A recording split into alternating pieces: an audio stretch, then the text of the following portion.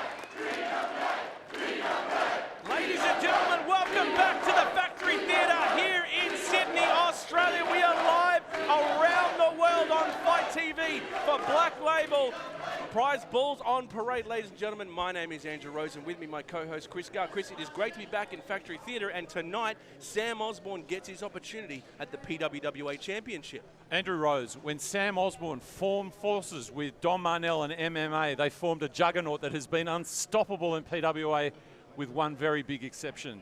Because the man who taps people out has been tapped out twice by the one and only Jessica Troy. So when Osborne won the Rumble in this very building and he had the right to challenge for a belt, he had one option only. The PWWA Championship goes up tonight. Jessica Troy, the armed collector, is being challenged by the prize bull, Sam Osborne. A massive main event. We also have a huge tag team event tonight. Aussie Open, our new tag champs, will go up against Light Speed Express. It is going to be massive. We have a huge night of matches coming up. Let's get straight into it. The opening contest of the evening is for custody of Robert the Plant. Oh, here we go. It's starting big. Introducing first. Chris, has any superstar in PWA risen to the top faster than Robert the Plant? Everyone is talking about Robert the Plant, and tonight we will have a war in his name. And Terry Stevens is looking to bring Robert the Plant back to Will Keatis.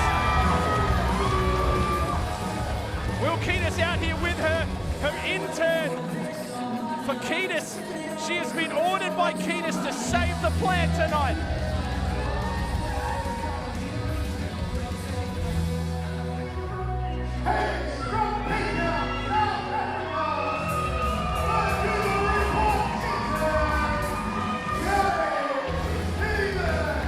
Everybody in PWA loves Terry Stevens. She's in a tough position as an intern for Keatis, and tonight she has the job to get the Plant back against someone who is incredibly dangerous. Something every greenie could love, Rose. A fight for Robert the Plant, the fastest growing phenom in PWA. I've never seen anything like it, and right now, this woman holds Robert the Plant, and she's not willing to let it go easily. Poor Terry Stevens has a huge mountain to climb here. Keatis giving her some tips there on the clipboard. The Goober Report clipboard, I think, Rose. The one and only. I think it's Operation Obtain the Plant. There's something about pruning written on there, I think. And always mulch. Terry Stevens, I think, is starting to realize what she has to go through here. Charlie Evans is a force to be reckoned with in PWA, and she's not giving Robert the Plant up for anybody. He's going to fight until she keeps that Plant, and Keatis is already furious in the ring. It brings back so many bad memories of the Plant being taken at the live Goober Report at the last Black Label show, Rose.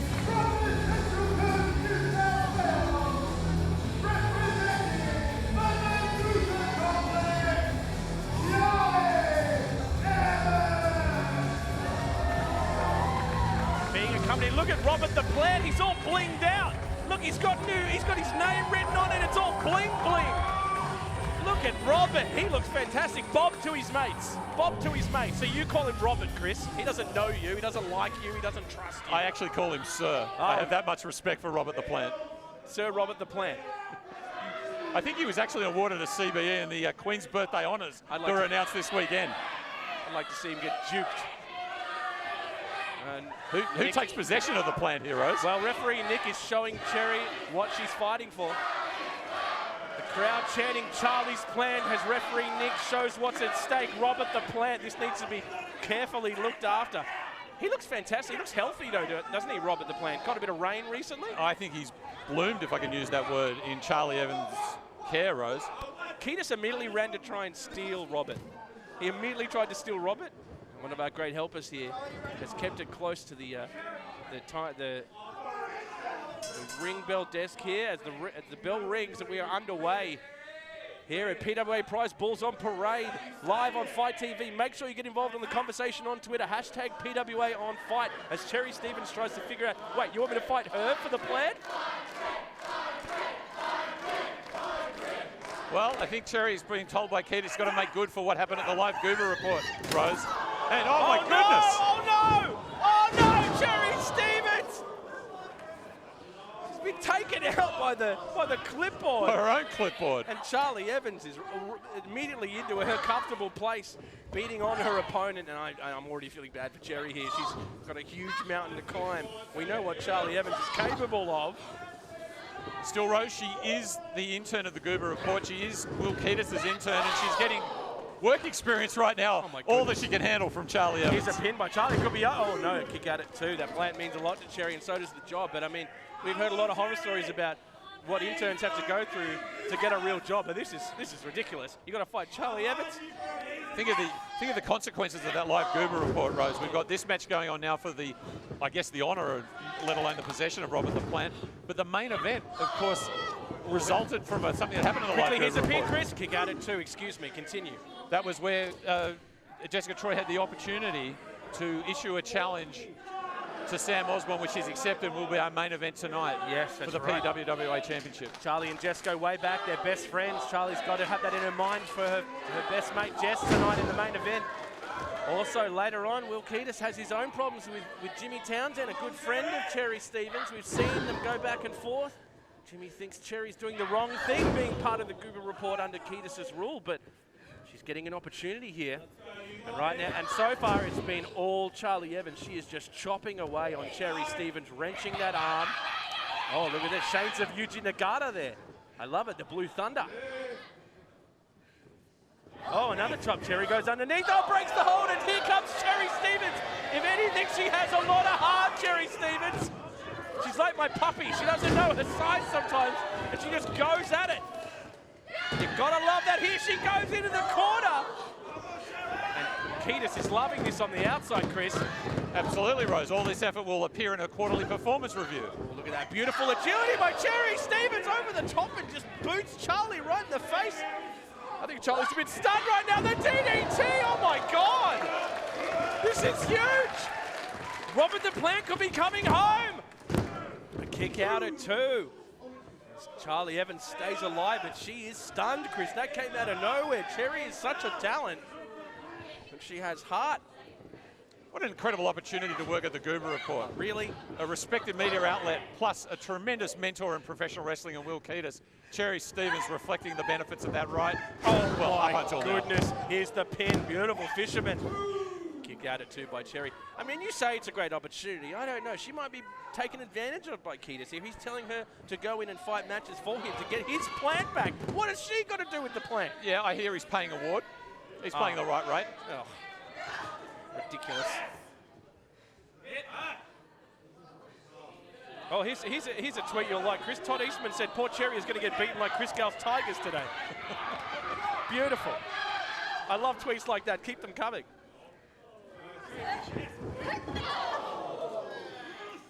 I'm sure there's a salary cap investigation coming up for the Parramatta Reels very soon. Here we go. Hello, Todd. Suddenly you don't like big business. Here comes oh, beautiful again by Cherry. Through, rolls her through, and the knee, but Charlie caught her. This is a great back and forth. Oh, the super kick. And Cherry is dazed. Oh, the knee. That was almost instinct and the last ounce of energy as she hits the ground. And our PWA faithful applaud both these women. In the background there, you can see Will Kiedis he's got hold of Robert the Plant. Robert the Plant is in the ring, Rose. Oh, Robert the Plant is in the ring.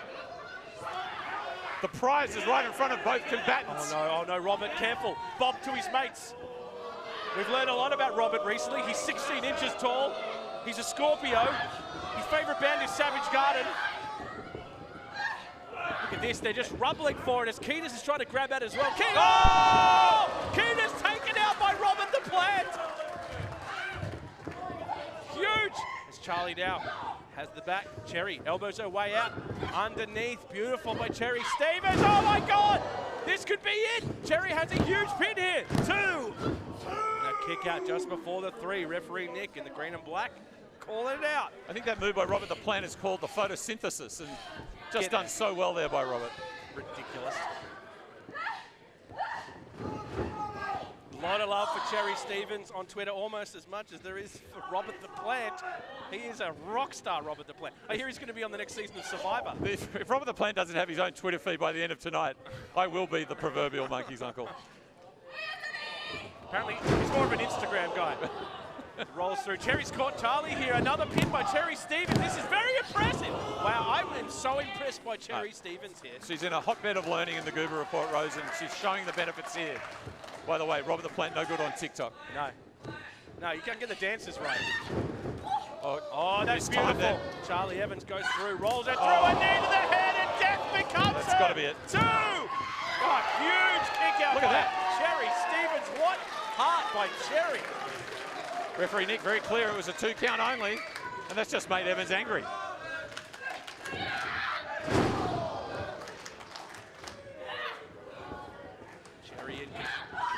Charlie in control, that huge clothesline. She's just beating down on Cherry now. That's got to be it. That's 3. And Robert the Plant stays in the possession of Charlie Evans. Kiedis is stunned. Your winner of this contest and remaining custody of Robert the Plant, Charlie Evans. Kiedis is incensed on the outside. He's furious. Charlie Evans retains custody of Robert the Plant. Oh, look at this. Referee Nick has, what is this, a custody agreement? I think this is this formalizing it? I think they're going to formalize it. This is an official adoption. Oh, what a beautiful moment. Oh, this is gorgeous. Oh, I love it. And just like that, Mama Evans.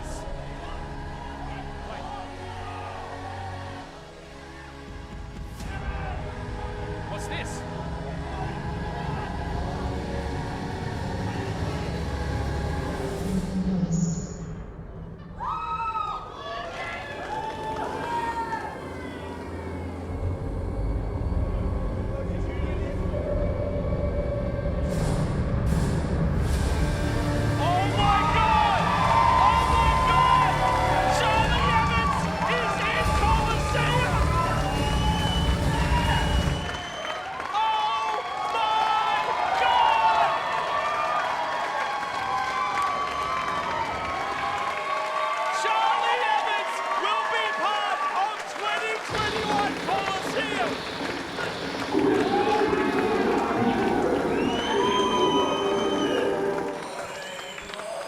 That is absolutely huge. With Robert the Plant out custody, Charlie Evans will be part of Coliseum. Chris, that is massive news. Just when she thought things couldn't get any better, she signed a custody agreement for Robert the Plant. She's got a place-mate park out on a patio for the Plant. Charlie Evans is in Coliseum. What a magnificent moment for Charlie. Absolutely well deserved. Charlie Evans deserves to be part of the most prestigious tournament in Australia. And like that, she's part of it. Who said nothing good came out of the pandemic? This is amazing. How good. Can you believe that? Part of Coliseum. Amazing. Let's go back to JT in the ring. The following contest is a tag team match scheduled for 1 fall. Introducing first.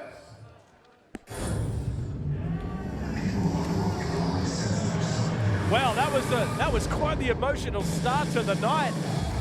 But things are going to get even more emotional now Does MK Plus Ultra have another mission to hurt more people in this company?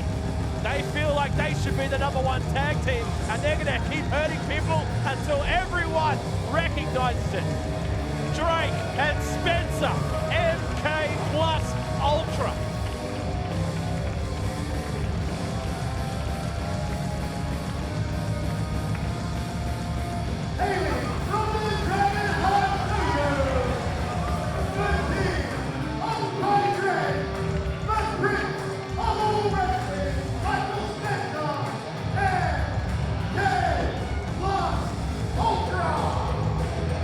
Oh, look at that. Spencer's got a big Pokemon card around his neck. Suck on that, Logan Paul. That one's twice the size. Your one was tiny. Now that's a Pokemon card. It's huge. That's the biggest Charizard I've ever seen.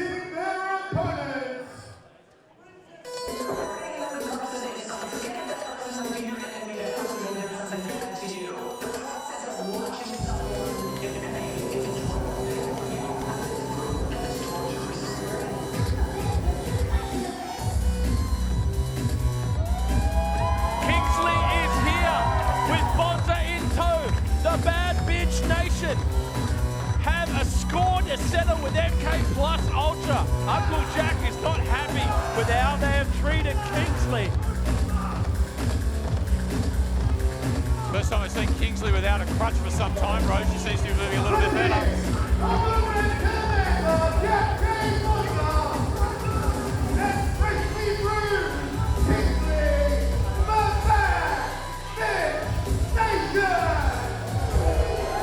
The Bad Bitch Nation, you can see that new shirt on Wrestler merch, which is great. Get your Bad Bitch Nation shirts now. I can't believe Bonza put it on. He will really do anything that Kingsley tells him. He's a devoted uncle. Like you said, Chris, this is the first time we've seen Kingsley for months without a crutch on. Her knee is strapped up, though. I don't think she's cleared to wrestle, but I don't think she's 100%. She seems to have issues, and they're not just confined to MK Plus Ultra, Rose. Uncle Jack seems to be forming a bit of a protective attitude yet again towards his niece.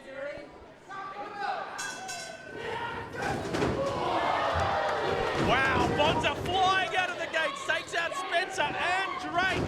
Rolls straight through. He is furious at how they have treated and hurt his niece. And like that, he wants the pin. It's over. No, a kick out at 2 by Kai Drake.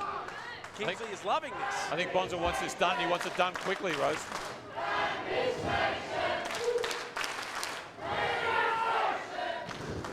Drake over the top as the PWA faithful chant for Bad Bitch Nation, formerly the Red Nation. Kingsley in control now. Oh, tag was made. Bonza's caught Spencer and he's used him as a weapon, just taken out Drake, and Bonza is on an absolute tear. My God, what the hell was that? The kick out just before the 3. And Bonza is furious. And referee Ando to the people he's furious at, Rose, as he doesn't get the 3 count there. Bonza now, Kingsley insisting on a tag. Bonza looking at her, looks around. He hesitates. Bonza hesitates. He's certainly not reaching out to his niece. The crowd baying for it. Kingsley wants in. Bonza refused it. says no. He's just too protective of her sometimes. He knows she's not 100%. But she wants her revenge, and like that, it's blown up in the face of Bonza as that boot just kicks Bonza in the face. Another kick in the face. Jesus. The elevation on that kick from Kai Drake there, Rose. Drake passing his gaze towards Kingsley. And boy, he has issues with Kingsley, doesn't he? He doesn't like anyone, Drake, but he especially does not like Kingsley. I'm not even sure Kai Drake likes himself. Look at that. They both started making their way towards Kingsley, and Bonza grabs the ankle, and like that, they're going to go back to work on Bonza. Clear him out of the ring. Now it's 2-on-1 as they stare at Kingsley. Bonza, this is Lucha rules in PWA. That makes Kingsley the legal competitor. She can enter the ring now. Now she's insisting the referee there should only be one person. And Ando agrees. Oh, and like that! Ando had his back turned, the low blow by kicks, and this is a huge win! 3-0! And Drake just kicks out. Kingsley took her opportunity there, a low blow on Drake when Ando wasn't looking, and Kingsley goes to town on Kai Drake. Kingsley is a firecracker, man. She cannot be stopped. I bet you she's so glad to be out of those crutches. And she is going to work on MK Plus Ultra as Spencer now cops a flurry of blows from Kingsley. From what we're seeing, Rose, the knee not hampering Kingsley at all. Spencer thrown into the turnbuckle there, and here comes Kingsley. Off on the second rope for Kingsley. A boot to the chest. She's holding onto that right wrist, though. She's got the lock.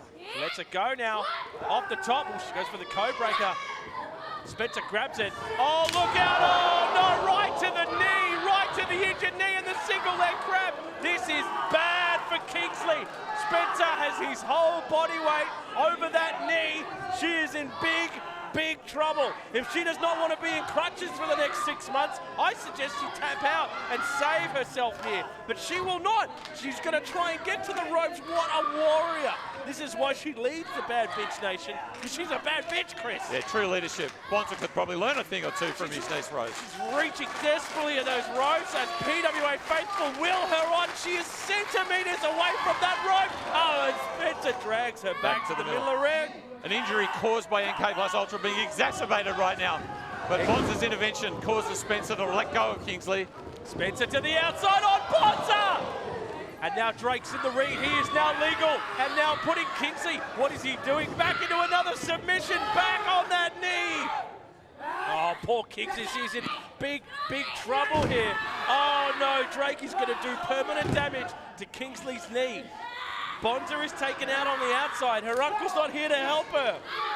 And as she screams in pain, she tries to get some kind of movement towards the ropes, but Kai Drake is a pain specialist. I can assure you that you won't see it on your monitor right now, Rose, but Bonza was lying prone on the floor. Kingsley's got the rope. Kingsley gets to the rope. He has to break this before the 5. He just breaks it before the 5, and you can see the frustration in Drake's face. I tell you what, though, she's hung in there without Bonza, hasn't she? She's fought hard, but a lot of that time she's been singled out and put a lot of pain on that knee. She could be back on crutches for another long time. And this is what MK Plus Ultra do. If you don't believe they're the best tag team in PWA, they'll hurt you till you do. They'll steal your belts till you do. This is a tag team that's never been pinned in PWA, Rose, and they're probably a little bitter they're not in the conversation for the tag team belts right now, and Kingsley is feeling the brunt of their displeasure. But look at her, chopping go. My goodness. How does she find this energy after what had she just been through with that painful submission? She's all alone. MK Plus Ultra are just going to go to town on poor Kingsley here.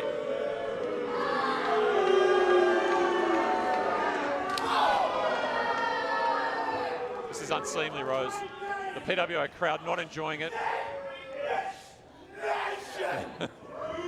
Drake speaking the language. He speaks the language of pain. Oh, Kingsley moves, and Drake takes out Spencer. Code breaker. Drake is out. He just got absolutely axed by that. As Kingsley now gets a breather.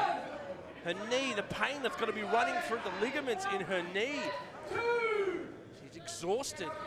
Bonza is down on the outside. He was taken out by Spencer earlier, and Kingsley has done incredible to stay alive here, 2-on-1. I want to credit the rehab on the knee, Rose. Kingsley's still in there. She's going okay. It's amazing what these oh, and Bonza's up. He wants the tag. Bonza's back up. Kingsley gets the tag. Here comes Bonza. Oh, takes that clothesline, eats it, and returns it. Drake sent.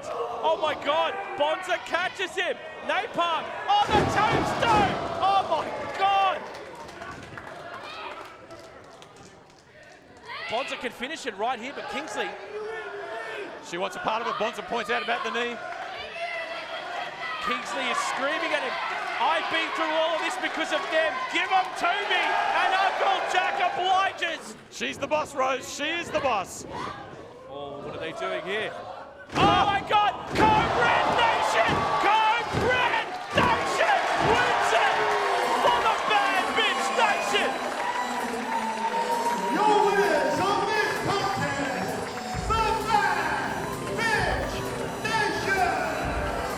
I'm getting a newsflash, Rose. That move is now known as the Code Bad Bitch Nation. I love it. The Code Bad Bitch Nation just got a massive win. MK Plus Ultra get pinned in PWA, and Kingsley survives with her Uncle Jack. Jeez, You do not want to piss Uncle Jack off. He just absolutely went wild on those two.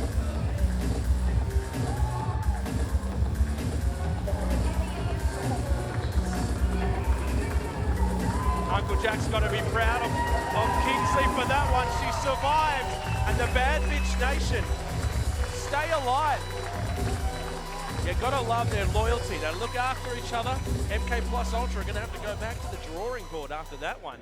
That's what family is all about, Rose. It's family's all about. It's a massive, massive victory.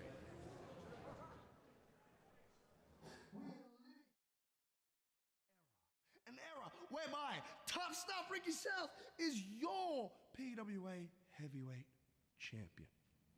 As PWA champion, I need to make sure that those challengers get the opportunity to get this title. Those opportunities that I never got. I had to claw, I had to fight for every inch to get to my title shot. I'm gonna make sure that anyone who wants to step up to the champion gets that opportunity. Because, keep in mind, I am the standard bearer for this company. I am the standard bearer of future generations, current generations, and the generations gone past. Making sure that in the future, I will lead PWA with flamboyant aggression.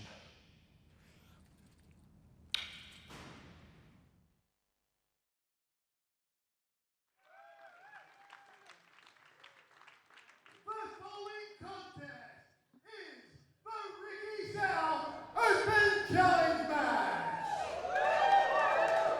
Introducing first.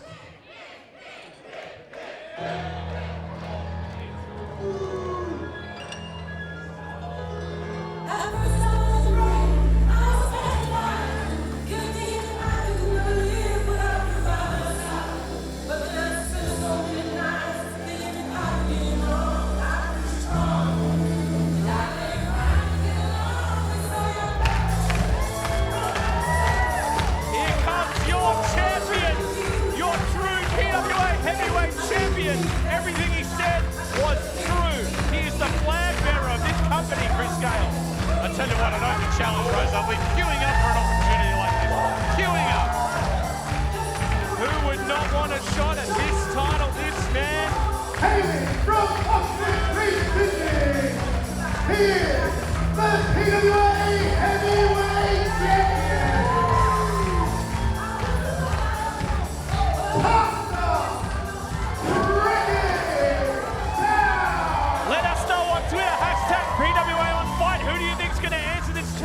Any predictions? Well, we saw earlier during the week that one Mick Moretti said that he was going to be here, Rose. So I think we've got at least one taker, but I'm expecting many more. You mean my boy, Mick Moretti? Your boy, Mick Moretti.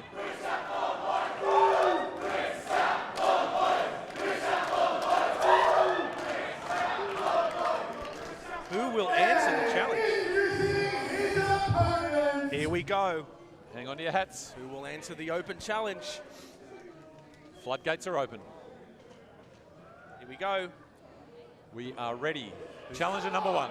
Who's going to answer it? Somebody's got to answer it. Moretti said he'd be here. Oh, wait. Oh, this is interesting. This is very, very interesting. Unsocial Jordan is making his way to the ring with all of SMS in tow.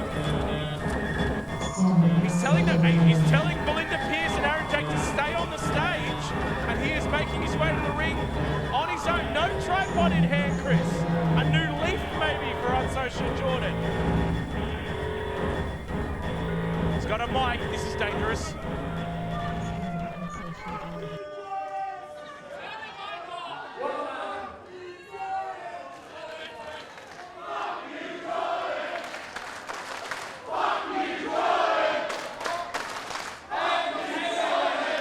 Wow.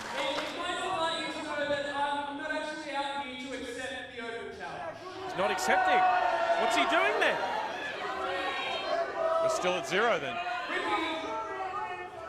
I'm not here because I have your best interests at heart.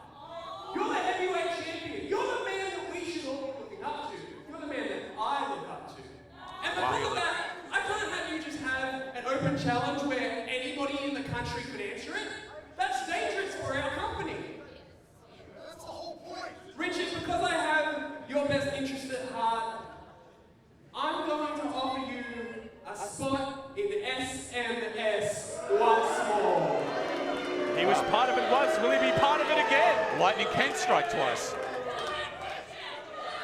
I am not having any of that.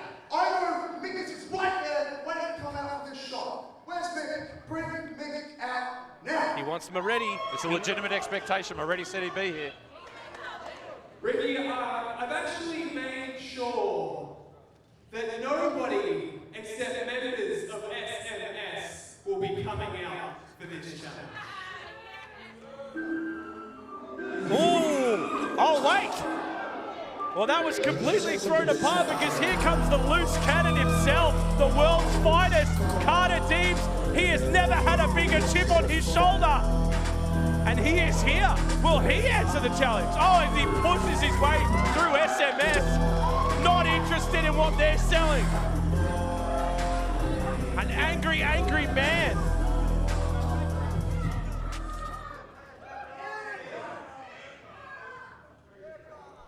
Jordan, the people here tonight came to see Ricky South fight someone. Ricky South, what's his name? Richard. Ricky South came to fight someone. And me, I came to rearrange someone's fate. Oh, and Carter Deems, the loose cannon that he is, has just gone wild. Oh, they've gone triple threat like that. JT has made the call, and this is a triple threat out of nowhere. Oh my goodness. Non-title, keep that in mind. This is non-title, but this is just immediately turned into a triple threat. What the hell? Ricky South, a knee to the midsection of Deems. Oh, look at this. Oh, Ricky's having none of Jordan's mind games. The champ is here. Runs through Deems. Here's a pin. Oh, what a champion Ricky South is. We're so proud to see him with the belt. But Deems, a huge, huge talent. Now out of the shadow of Wahlberg and the Babes, he can shine on his own here in PWA. But all I've seen from Deems, Rose, is a barely controlled fury. And now that fury just seems to be off the leash. He really is just out there. Oh my God, look at this by Ricky. Picking up both Jordan and Deems. Oh my God! 1, 2! Oh, almost beat both of them. Champ mentality. The bridge into the double pin would have been quite something, wouldn't it, Rose? Wow. Chris, I can't tell you how much I love my goddamn job. It's so good to be here at the Factory Theatre, live on Fight TV, watching the champ, baby. Except you're here. There's, not everything's perfect. Oh, beautiful by Carter Deems. Oh, and he's just flung Ricky South. Look at that. Oh my God, right in front of the PWA faithful on the outside here, Deems. Oh my God, Jordan out of nowhere. He came out of the darkness of the back of the room. This is wild. Oh my God. Social Jordan needs no tripod anymore. Oh, and a suplex on to Ricky. Here's a pin. 1, 2. Oh, Ricky South kicks out before the 3, but Jordan does not let him go on the headbutt. Chris, how important would it be, how big would it be if one of these competitors pins Ricky South, the champ, here tonight? Well, the important thing to understand, Rose, is that the belt isn't on the line here. That's right. But the candidacies for the belt need to be sorted out. We need to get a ranking. We need to get a barometer on this. And so both these competitors are aware of that, but hopefully their emotions don't get the better of them, because you need to be clinical when you're up against the champ, Rose. And Jordan, again, he's just got rage and emotion flowing out of him here. And two of the most emotional people in PWA is Unsocial Jordan and Carter Deems right now. They're both angry. They both want to find their place, like you said. And this match would be a huge step towards either of them finding their place and getting that legitimate title shot against the champ. Tough stuff, Ricky South. But right now, the champ's up on the top rope with Jordan. Look out. Jesus, Suicide Splash. Here comes Deems with the splash. 1, 2. Oh, and Ricky breaks it up. That was insane. Oh, my goodness. I agree with you, Rose. It's a privilege to be here in the Ricky South Championship era. It's just a privilege. I still want to know where Nick is. Nick said he'd be here. Nick, he's there. He's the ref. No, not Nick. Mick. Oh, Mick Moretti is Deems. Whatever happened to that guy? Shut up. Carter Deems is showing what he's made of right here. Well, both Jordan and Deems are showing what they're made of, Rose. And hang on. Oh, yes! Here we go! Here we go! My boy Moretti is here to ruin the day! Late for the party again. Let's For go! the party again. Let's go! Deems is ready!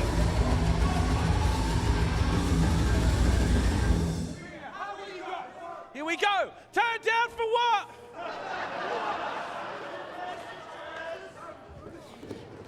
I heard the music. I saw the vision. What happened? And the match continues. Mick's not here. Say that again. Mick didn't come out. They played his music, but he didn't come out. Now Deems and Jordan are in the ring. I've got to keep calling this match, but where's Mick? His music played. Was it a distraction? Oh, Jordan gets the pin off the distraction. Oh, wow. Your winner of this contest, Social Jordan.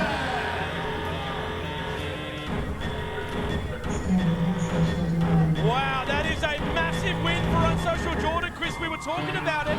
Mick Moretti's music played. It distracted Deems, and from that, Unsocial Jordan was able to get a pin in this triple threat.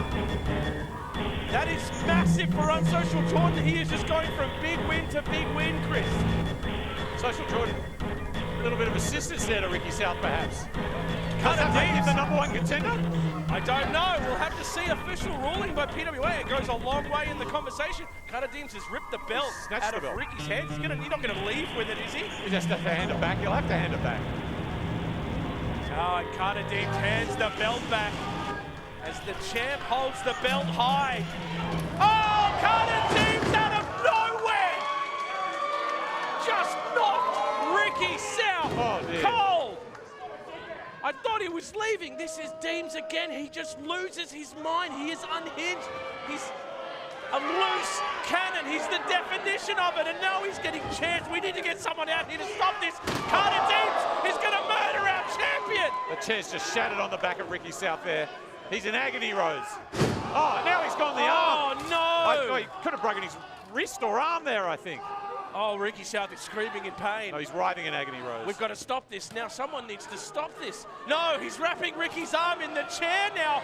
Oh my God! Unsocial Jordan is doing nothing to stop this. As Carter Deems is just lost it. He is furious. He feels alone and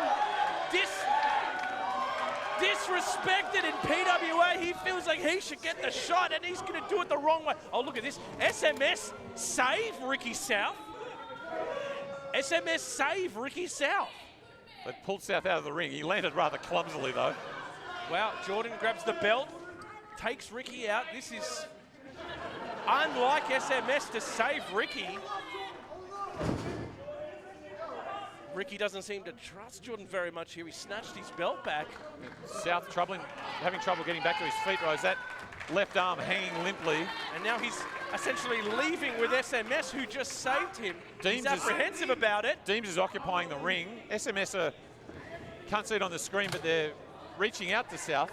And Deems is furious. Deems is furious in the ring. He feels like he's not getting what he deserves in PWA. He is an incredible athlete. And look at that. He's daring the Green Dingoes ringside to come and drag him out of this ring. Come and drag him out of this ring. We've got to, so we have a show to do. We can't just have Carter Deems hold the show for hostage all night.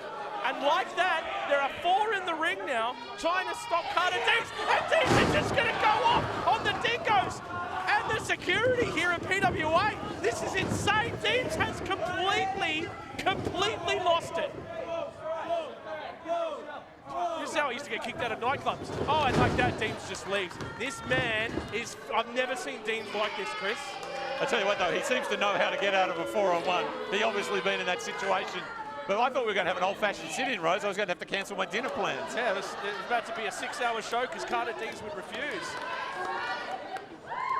Wow. What a crazy turn of events, Chris Gale. Ricky South has an open challenge. Unsocial Jordan and Carter Deems both answer it and ensue in crazy violence. And that denouement there where SMS essentially saved Ricky South, Rose. No wonder Deems was furious, isolated, friendless. Where does he go from here? I tell you what I need after something like that, a nice good beer. A nice good beer, and we can now be proud to announce we have our first ever Lucha beer. PWA has its own beer. We even have a beer tasting table here on stage with us tonight. We're so proud to have Lucha beer. We'll give you more information later on. But right now, Will Ketis has some unfinished business with Jimmy Townsend. Let's go to JT in the ring.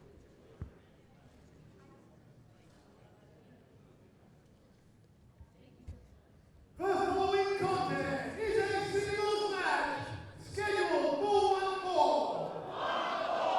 Introducing first,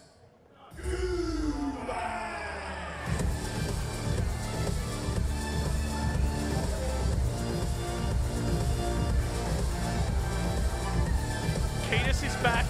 He's furious that Robert the Plant is not in possession, and here comes Terry Stevens, the intern. Poor Cherry just went through a war. Ketis is screaming at her, don't you screw up this one for me. Oh, poor Cherry, she's just getting lambasted by Ketis. I don't know about this internship, man. I don't know if it's good for her. from Cruises, New South Wales, he is the host of the Goober Report, Will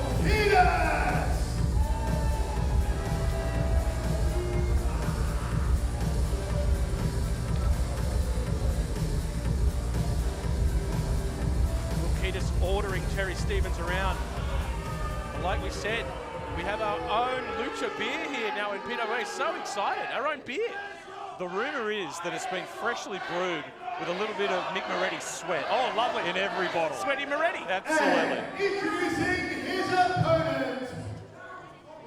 It gives it that little extra crisp pop flavour. Yes. We have an all-star panel on stage with us tonight, testing out the beer. Ben Braxton, Headhunter Rig, and Parker Thomas are all here to try out the Lucha beer, and they're loving it. Oh, they're loving Here comes Jimmy Townsend. What a journeyman. He's been traveling around. He's been to Byron. Where the hell did he get those pants from? Ridiculous. He's really growing. Oh, he says hi to Cherry.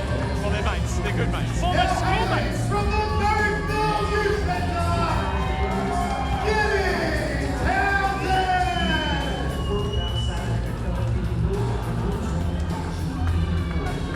Jimmy Townsend, God knows what's in that backpack and what he's found on his travels. I'm terrified to think what's in that backpack. They got us on a bodyboard bag. You reckon he owns a boogie board? He probably does. All I know is he's put a bit of money into the local economy up at Nimbin. Again, another very interesting story here. Ketis feels like Jimmy Townsend represents everything he hates about people in PWA, the babyface agenda. You get everything because you're a nice guy. Ketis works his butt off with the Google report. And not only that, his intern, Terry Stevens, is a dear friend of Jimmy's. They went to school together. Jimmy feels like maybe Cherry's been taken advantage of a bit by Ketis, but Ketis hates this. He's surrounded by goobers right now and he's driving him nuts. Love seeing everyone on Twitter talking about it. Hashtag PWA on fire. Dave Blackmore on Twitter says Cherry's the hardest worker in the place. Will should be her assistant. I think that's a great idea. I think part of what annoys Ketis is, of course, that he's working hard paying his taxes, while Townsend's just surfing off the public infrastructure as much as he can. Of course you'd like the idea of Ketis more than Jimmy Townsend. Jimmy is finding himself, Chris. He's left school. I love independent voices in the media, Rose. The Goober Report, independent voice. I mean, he's done a lot of hard work. I cannot deny that the Google Report is one of the best TV shows just in general right now. You love the box set I gave you. I do. And I'm a sucker for a box set. This is beautiful, my God. Look at this, Jimmy Townsend. Beautiful work. Still can't get over those pants, though. He's the personification of a gap year, Rose. There's a bit of hippie about Jimmy Townsend. I'm wondering if what I'm detecting now in the air is it Jimmy not having had the opportunity to have showers on the road, or is that just you? That's just me. Neither of us shower. Here's a beautiful pin, bridging there by Jimmy. Kick out at 2 by Will Ketis. And like we said, Will Ketis and his intern, Cherry Stevens. Cherry taking notes on the outside there. I think Ketis is a little disturbed by the natural rapport that Stevens Townsend have, because he's trying really hard to be a successful and valuable mentor to Cherry and giving her all the opportunities. And look, she's kind of learning. I mean, she repaired that clipboard quick smart. There's no denying that Cherry Stevens has become a better competitor, but I think Jimmy feels like, as well as myself, that maybe Ketis is taking advantage of Cherry a little bit. She needs experience in wrestling, and he's kind of using her. He's paying a ward, I'm telling you. But it's not all about money, Chris. It's not all about money. Look at that. Jimmy moves Cherry out of the way to punch. He checks if Cherry, his dear friend, is okay. Ketis is now in the corner. Jimmy's now going to have to get back and focus on this match. Oh, look at that. Oh, he goes through and he goes head first into the clipboard. Man, that clipboard has done so much damage tonight. Jimmy has taken it to the face. Oh, a nice kick out of 2 there. We're into our 4th match, and right now the clipboard is the MVP, just ahead of Robert the Plant. Oh, it's a close one. Ketis, of course, will remember in this very building, the Rumble here at Factory Theatre in Marrickville, that Jimmy Townsend was thrown over the top rope and caught, someone would argue illegally, by other competitors, and the same favour, albeit cheating, was not handed to Ketis. The babyface agenda, it does seem to permeate the atmosphere a little bit, don't you think, Rose? A little bit like your body odor. I mean, sure. Thank you. I mean, sure. But you also can't deny that Ketis is a little bit of a toxic fellow. He's angry, he's bossy, he yells at not only Cherry, but the crowd. Yeah, he's an Australian boss. Yeah, he's an Australian boss. Yeah, and exactly. The problem with that is that he kind of makes a rod for his own back at times. You can feel like the babyface agenda is there, but... Oh, look at this. Beautiful. Jimmy over the top, but Ketis underneath. Both these men, I think, are incredible talents that have had great years in PWA, and I would say both of them will hold championship belts in this company in the future. I'll kick out at 2 by Jimmy. I think they're both the future of this company, these 2 men. So rare for me to agree with you, but I think both of these guys are very much on an upward trajectory. It's a matter of how fast, how quick, and who's leading. Also, can I say how goddamn handsome referee Ando looks in the green and black tonight? Oh, my goodness.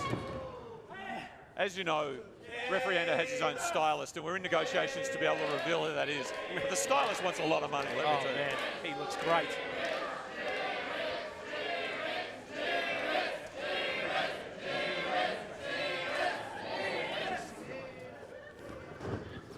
People excited about the Lucha beer. Oh, look at that beautiful roll-up by Jimmy. Chris, I got a question. Why does Jimmy Townsend not use any of the tactics that he learned at the prefix? Well, the knee. Yeah, he's grabbing at that knee, right? Oh, and Ketis saw it. Ketis saw it. Well, he's canny, isn't he, Ketis? He's forensic. He notices just the slightest imperfection. He's a pin.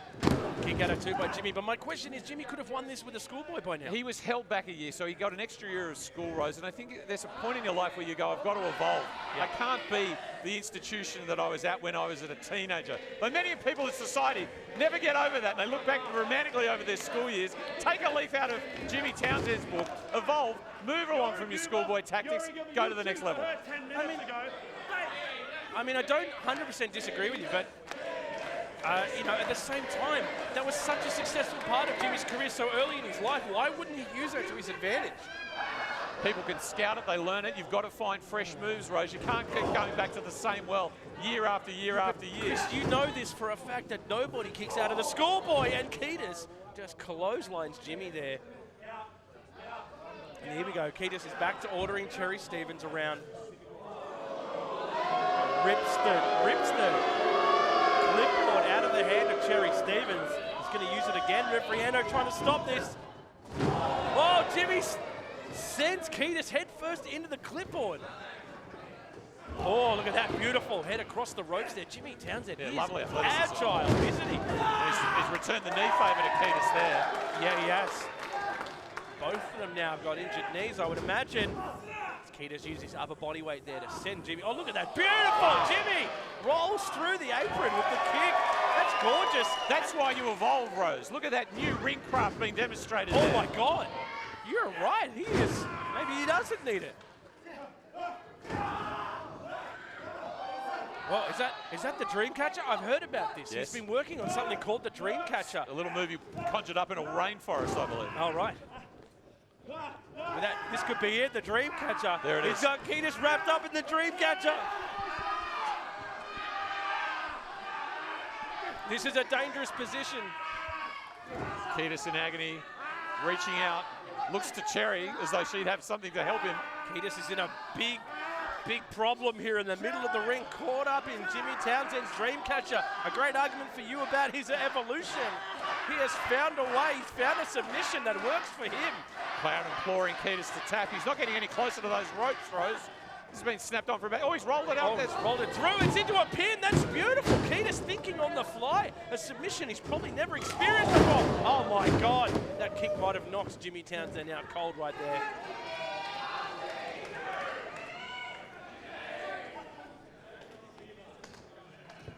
And now I feel conflicted here because Cherry is doing what Ketis says, but you can tell that she still cares about her friend, Jimmy Townsend. Right. Stevens and Ketis conferring. Oh, wait, he goes to punch and he sees Cherry.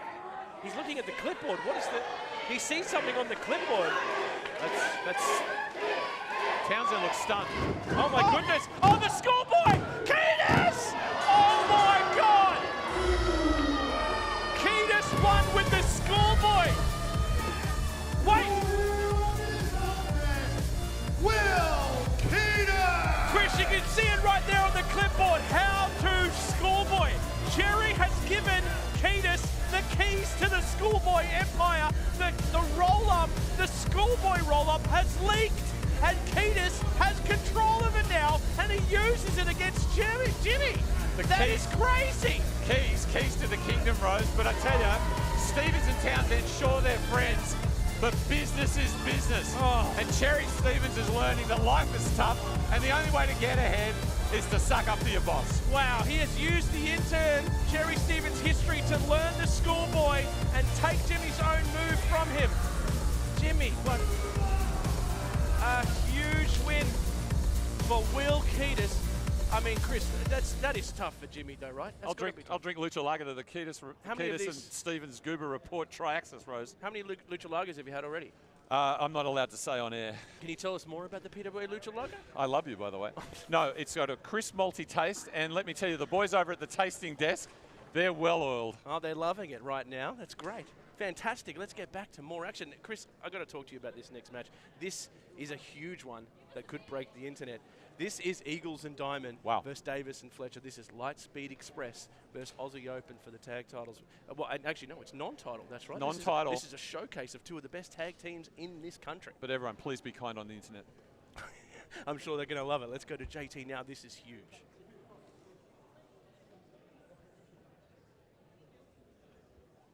The following contest is a non-title tag team match.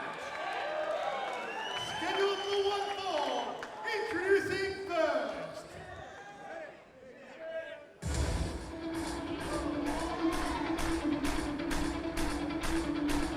Hannah Grace on Twitter, I can't believe Cherry would do that to Jimmy. It is heartbreaking. But catch your breath because this match could break the internet. Again, Lightspeed Express, your first ever PWA Tag Team Champions. First ever are back together. HPWA, we know their history. Robbie Eagles and Matt Diamond are back together, and they're going to put on an exhibition against another strong tag team in this country, our tag champions. Chris, this could break the internet. We say it every show. Hailing from Newcastle, New South Wales, Matt Diamond. His tag team partner, hailing from Kingstown, New South Wales, the sniper in the sky, Robbie Eagles. They are the Lightspeed Express. I'll put it simply so you can understand, Rose. PWA royalty, Lightspeed Express. Royalty. Our first ever tag champs are going to go up against our current tag champs in an exhibition for the ages. And introducing their opponents. Run them jewels fast, run them jewels fast. And what can you say about these guys that Meltzer hasn't already said? Our new PWA Tag Team Champs are fired up and they get another opportunity. They came to this country to fight the best and they have done nothing but that so far and proved themselves as honourable PWA Tag Champs. And Chris, these two men are absolutely terrifying. Beyond impressive, Rose. The future. The present. Dr. Davis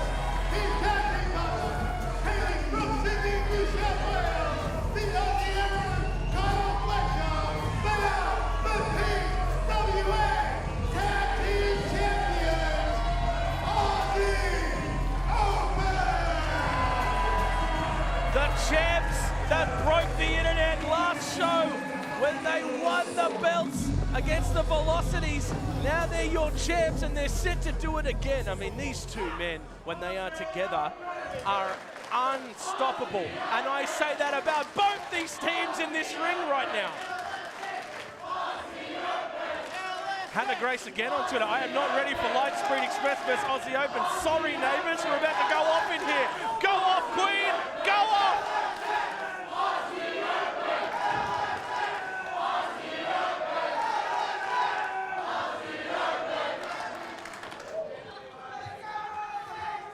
Chris, I mean, I don't need to say much more. These two teams are about to just throw down in this exhibition. Davis has got the mic.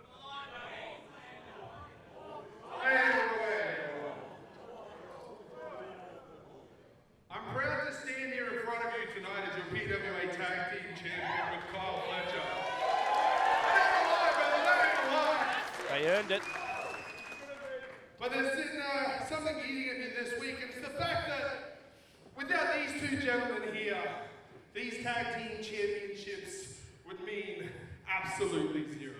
They were You the see, first. it's a point of fact that the very first men to hold these Tag Team Championships was these two guys right here. It's true, they did. The originals. Don't you do that, don't you do that. These dudes worked so hard to put this country and this company on the map. And I couldn't sleep if we didn't defend these Tag Team Championships here tonight against you. Whoa! Excuse me? What? They're putting the belts on the line. Nick has made it official. He's held them up. This contest is now for the PWA Tag Team Championship. Oh, Lightspeed Express have taken that opportunity and gone wild. Booting Davis out of the ring. Duckzilla is gone and Fletcher's alone. Robbie. Oh, man, look at the tag team work of Lightspeed Express. Do you think Aussie Open have immediately regretted their Probably. laudable decision as Diamond over the top rope? Oh, a collects kick to Fletcher. Here comes Eagles. Oh, Diamond and Eagles. Wow. Oh, my God. Eagles puts a little mustard on it. He ends up on the stage. How did he do that? He flew out of the ring and ended up on the stage. Well, it's beyond physics. That's I can tell you that much, Rose. Spider-Man. Davis now alone in the ring with Diamond and Eagles. Well, Eagles is a superhero. There's no question about that. All four of these men are superheroes. Oh my God, Lightspeed Express. I think, Chris, you're exactly right. Here's the tag for Fletcher in. They put those belts on the line because they want to be fighting champions, just like Ricky. But I think they're immediately regretting it. You could see the explosion from Lightspeed Express when they heard that. The belts are on the line, and Robbie Eagles has just taken it to Fletcher right here. Diamond off the top. We have new champ. This is crazy. Kick out at 2.5 by Fletcher. Aussie Open will have to find a time to regather, Rose, because you have to move on from the fact that maybe we didn't have our belts up. And they're getting a lot of support from this PWA crowd. They are a phenomenon of this year. There's no doubt about that. Eagles takes Fletcher into the turnbuckle there. I think, Chris, the reason they love Aussie Open right now is because of that insane match they had with the Velocities to win the belts. I mean, that match wasn't just one of the greatest matches in PWA history. It was known as one of the best matches around the world this year. No, that reverberated around the world, Rose, pretty much like these chops are. Oh! And teams like this is what puts Australian wrestling on the map. It's the reason you and I are allowed to talk to everyone around the world on Fight TV Live, everyone on Twitter that's watching this as well with the hashtag PWA on Fight. And Lightspeed Express have 1,000,001 team moves. It's impossible to keep up with them. At the moment, Fletcher is just trying to get a bit of space. He's trying to get a bit of space to get some air back in line. Oh, Davis has caught Diamond on the outside. Oh, and Fletcher boots Diamond. God, Aussie Open are terrifying. Dunkzilla picks up Diamond. Look at the speed that they work at. Oh my God! Here's the pin. Fletcher retains. No, can get it too by Diamond. Aussie Open into their work now, Rosen. I don't think Australian wrestling's on the map. We are the map right We now. are the goddamn map. We're the whole globe. Remember those blow-up globes? I used to kick them around the swimming pool. I have a flat one. I used to put the boot into Lithuania. Hello to all our fans in Lithuania. I'm only joking. Love people tweeting on PWI, hashtag PWI on Fight Rose. The world's ugliest man is tweeting. I didn't realise you had time to tweet as well as commentate. I could multitask. As Dunkzilla Davis now is just slowing this pace down. Lightspeed Express came out 1,000,000 miles an hour, and look at that, just throws it. Oh, and drops him. Oh my goodness. And a boot to Eagles for measure that just absolutely sent Robbie Eagles into the first row. And look at that, Davis. We saw that in the match last time. I love a bit of showboating from Dunkzilla. Yeah, they do like it. Both these men, they go hard. When you got that physique, why not show it off? But I think that's the reason everyone loves Aussie Open right now. That match with Velocities just broke the absolute internet. And they're going to back it up here tonight against Lightspeed Express. It's crazy. And look at that. And a shout out to both boys of the Velocities as well, who are recovering from that match. Yes. Love both of them. But look at that, the tag in the middle of the suplex. Dunkzilla takes it over. Davis now has it as Fletcher makes his way out. Diamond trying to kick his way out of this suplex. He is upside down, blood rushing to his head. You could lose consciousness very quickly this way. Oh, look at this now. Fletcher tags back in. This is insane. How does Aussie Open do these things? It's like a goddamn video game. He's now going to squat Diamond. Goodness, Diamond in so much trouble, and Aussie Open make it look pretty. Here's the pin, kick out it too by Diamond. Strong kick out from Diamond there. He's clutching at his right knee, Rose. Well, the history of HVWA and Lightspeed Express and being the first ever tag team champions, but listen to the respect that Aussie Open get in this PWA crowd. The faithful have seen them give their blood, sweat and tears for these titles. I have a little difficulty with this, Rose. I mean, it's Matt Diamond and Robbie Eagles, for God's sake. Yeah. And yet this crowd is so pro-Aussie Open. It is kind of weird to witness, isn't it? Because we know that Diamond and Eagles are two of the most loved people in PWA, but it just shows you the impact that Aussie Open have made in the couple of months they've been in the company. Well, I'm hearing the people. I am now officially on the Aussie Open bandwagon. Robbie Eagles is stuck on his apron. He tried to get the tag. He got so close, and Davis has once again murdered Robbie Eagles, and Diamond is just being trounced in the corner of Aussie Open. But Eagles fell. He didn't brace himself at all. Oh, look at that! They went for the Coriolis. They go for their finisher, the Coriolis, and it was reversed into the cutter by Diamond. Beautiful stunt. Another cutter right onto the top of the head of Fletcher. Chris, that Coriolis was the move that won them the tag titles against the Velocities, and they almost put it to Diamond, and he reversed it into a duo of cutters that Fletcher is writhing in the corner, shaking from it almost. He was just bent back at a really odd angle there, Rose. Wasn't he? He got lawn darted onto the top of his head. And finally we get the tag, the sniper of the skies, Robbie Eagles, a New Japan superstar.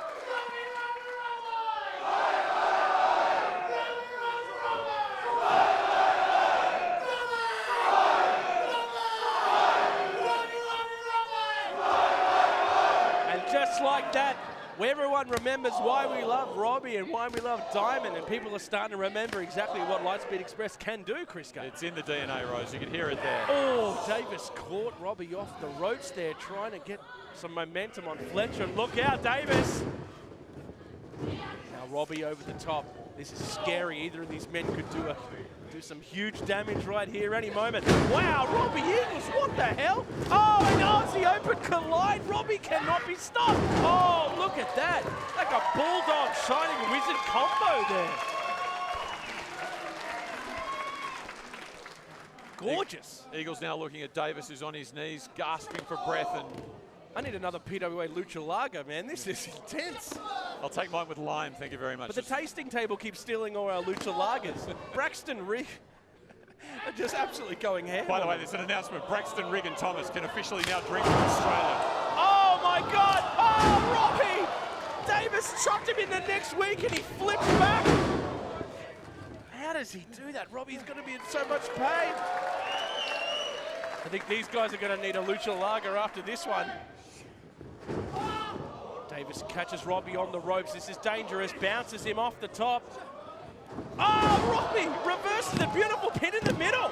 Oh, just a kick out at two. Aussie Open do not want to lose their belts here on a night when they didn't have to put them online. Oh my goodness. I think they just have, Rose. Instead of Destino.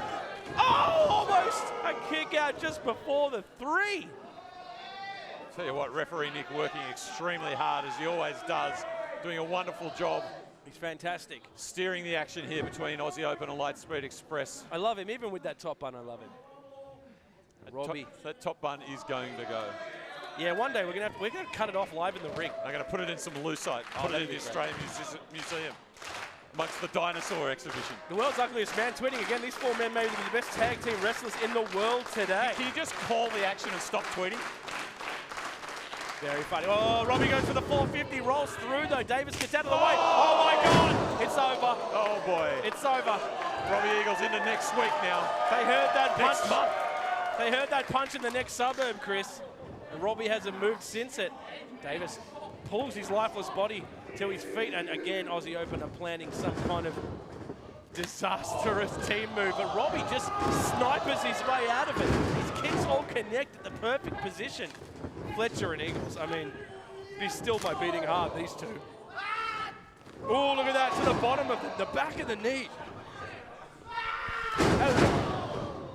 Targeting the lower leg there of Kyle Fletcher. Robbie Eagles backs it up off the top rope, and Fletcher spinning around, clutching at his left knee. Oh, Davis catches in there. Robbie went to finish that, I think, and Davis caught him. We've seen this. But more from Aussie Open. My goodness. Fletcher with the pin. Oh, and in comes Diamond from outside to save Robbie. Lightspeed Express keep this one alive. But Chris, how impressive is Robbie Eagles? And that full speed moment, he can springboard off the rope and take out the exact ligament on the bottom of your kneecap that he wants to damage. He really is the sniper of the sky. It's surgical, Rose. It's surgical. It's crazy. He's terrific shooting the ducks in arcade games as well. Just fantastic. Taking him to the Easter show with me. As Doug Ziller is a different ethos. He's just going to run straight through your attacks. Everything's a target as far as Dunkzilla is concerned, Rose. Precision doesn't come into it. Oh my God. And like Dunkzilla, I mean, you got to respect Dunkzilla for giving these guys the respect they deserve as well. Dunkzilla was in that first ever tournament for the tag titles. And I'll tell you what, if he was teamed up with Fletcher back then, it might have been a different team. Oh, they won those belts the first time. Oh my God. And both men are down, and this rules, Chris. Amazing stuff. Incredible scenes here at Prize Bulls on Parade at the Factory Theatre, Marrickville, Rose. Chris, Braxton, Rigg and Thomas at our Lucha Lager drinking table just all put their beers down to applaud. Now you know how hard that is to do? That is the sign of ultimate respect from those 3 gentlemen, Rose. All of them put their beers down. Now it's a real question of who can get to the corner first. Robbie has the closer positioning. Diamond is tagged in, but Davis gets to Fletcher with those long arms. Fletcher and Diamond, I mean, every matchup in this tag match gets me excited. Fletcher has the height here, but Diamond has the speed. And the will. Yes. And the will. But the dangerous thing about Fletcher is he is a striker. I think it's down to him, Drake, and Charlie Evans for the title. Who's the most dangerous striker in this company? And he's giving it a big argument right here. Look at this. Look at this. Great reversal there from Diamond. Beautiful stuff. Oh my goodness, Diamond. Picture perfect. Oh, rolls Fletcher up. Another boot to the face. Oh, Fletcher gets the knees up. That is a very smart reversal under a lot of pressure there. We've seen this before from Fletcher. Flips through into, oh no, Diamond reverses it. Rolls underneath, goes for the cutter. Oh wow, like a flipping cutter. That's the speed you're referring to, Rose. Here's the pin, we have new champs. Oh, foot on the rope, wow, foot on the rope. But you know what that means? Lightspeed Express are getting closer. They could do huge damage to the momentum that Aussie Open have right now, Chris. How broken would Aussie Open be if after all this work, all this momentum, they win the belt and they lose it to Lightspeed Express like tonight, like a month later? To everyone's surprise, and no one had the expectation that they'd be seeing this, Rose, but I guess Aussie Open want to continue to make a statement each and every time they enter the ring here at PWA Black Label.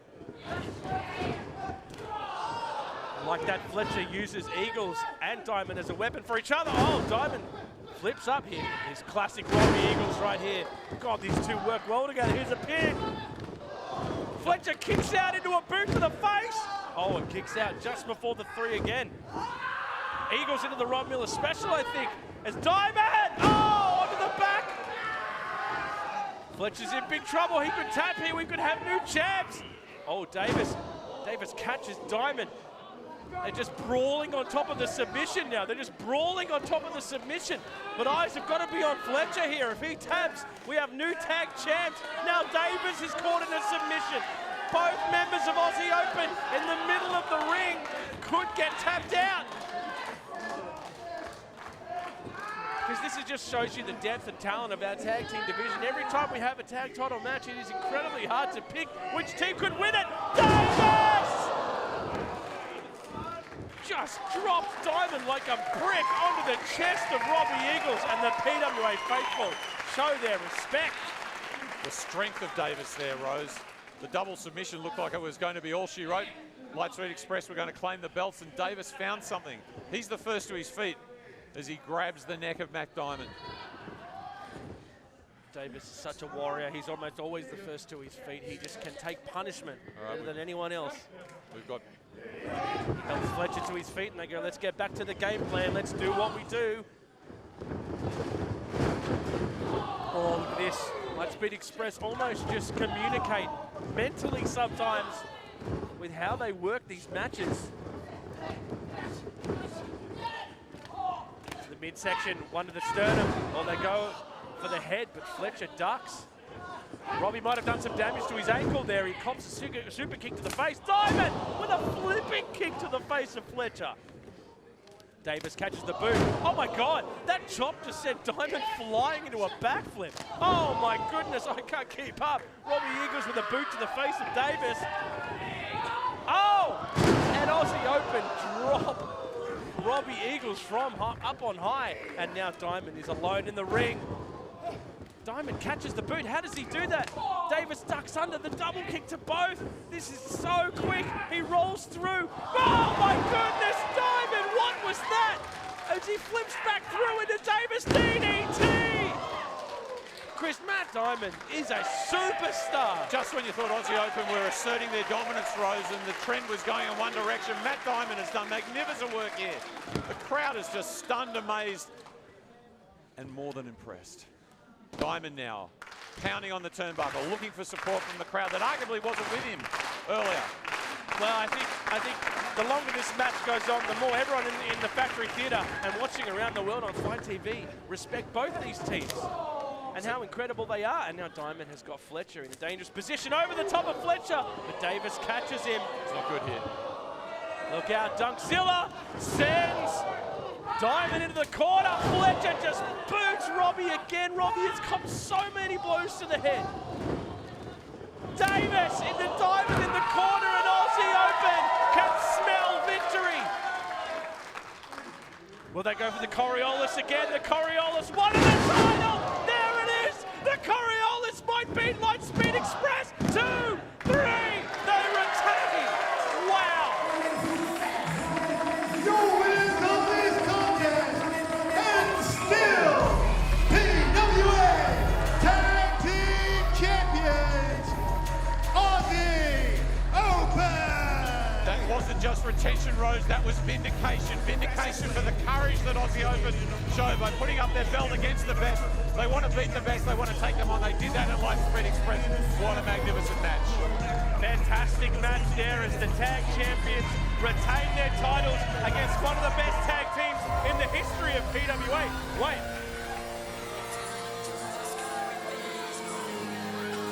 a second. Wow! Velocities are back! The Velocities are here! And they're making their way to the ring! We all remember the match that broke the internet last show. I didn't expect these boys to be here. I thought they were still injured, hurt, run over from that match where they lost their titles, but they are here, face to face with Aussie Open. Harrison Silva has the microphone.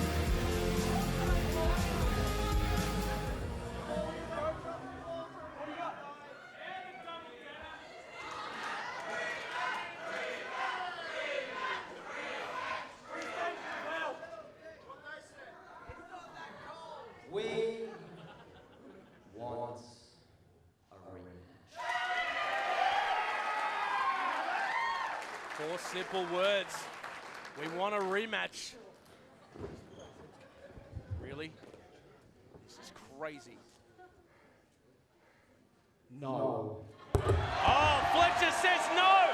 As Aussie Open lead, Fletcher says no to the Velocities, the former tag champs, who I would assume would have a great argument to get their rematch. Aussie Open says no. I thought we were just talking about how they're fighting champions, and they say no to the Velocities. Well, I guess that's their prerogative, Rose. The Velocities are stunned. Stunned in the ring. They did not expect that. Chris, I don't know. I don't know what Aussie Open are thinking.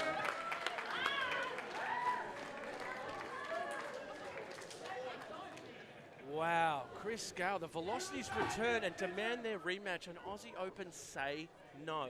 So much power in just one simple word, and that word was no. After taking on Lightspeed Express almost at the impetus of a will, now they're denying that will to the Velocities. Well, we're going to take a quick intermission here live on Fight TV as we reset. As so much has happened in the first half of this show. We're both going to have a lucha beer, relax, and gather ourselves for the second half of this show. We'll be back soon.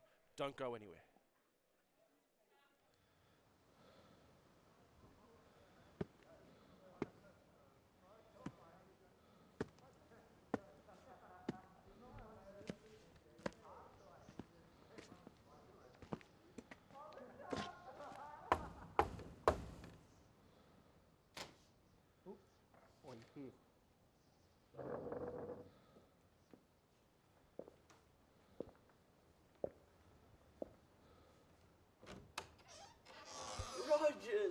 Rogers, welcome, welcome, come on in.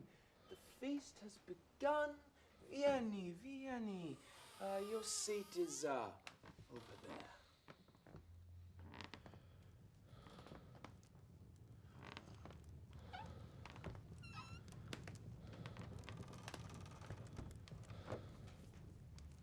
Don't be shy, Rogers, don't be shy.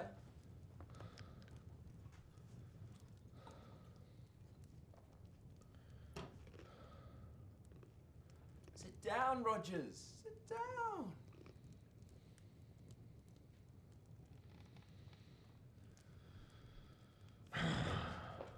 Rogers, these are my friends from the Brandywine River.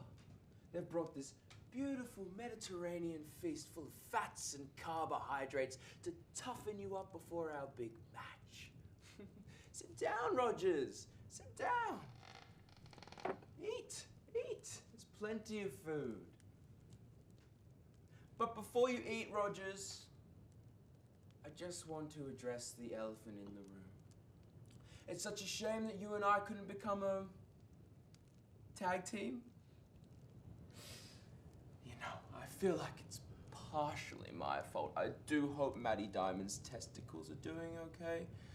Sometimes I just let my emotions get the better of me. Mako, can you get the bread for me? Thank you.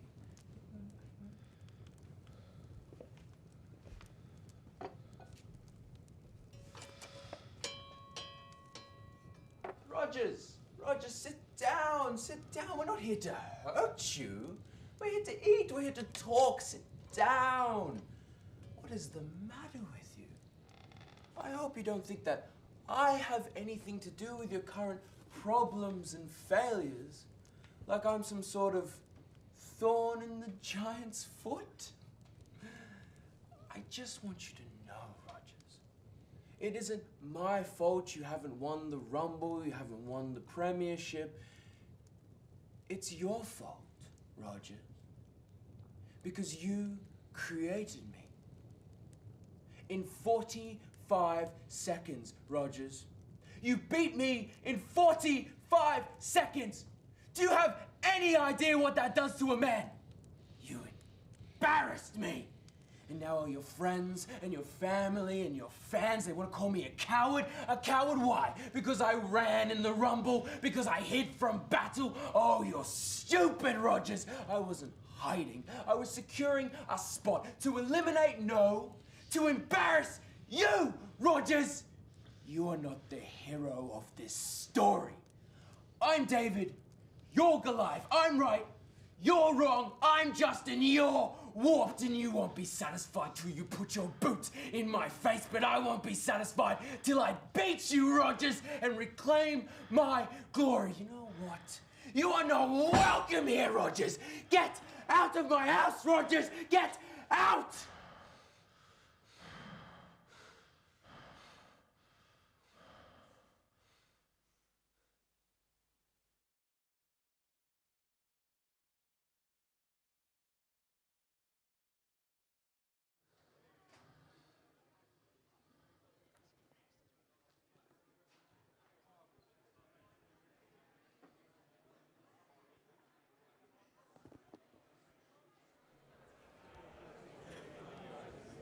The following contest is scheduled for one fall.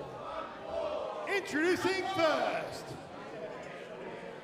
Chris Gale, we're back live on Fight TV. Welcome back everyone who's joining us. Don't forget to be involved in the conversation on Twitter, hashtag PWA on Fight. And we just saw the tirade that this man, Lyrebird Lucci, your PWA Premiership inaugural winner, went on against Rogers when he invited him for a meal. I wouldn't mind being invited for a meal, but geez, did he not just go off at Rogers?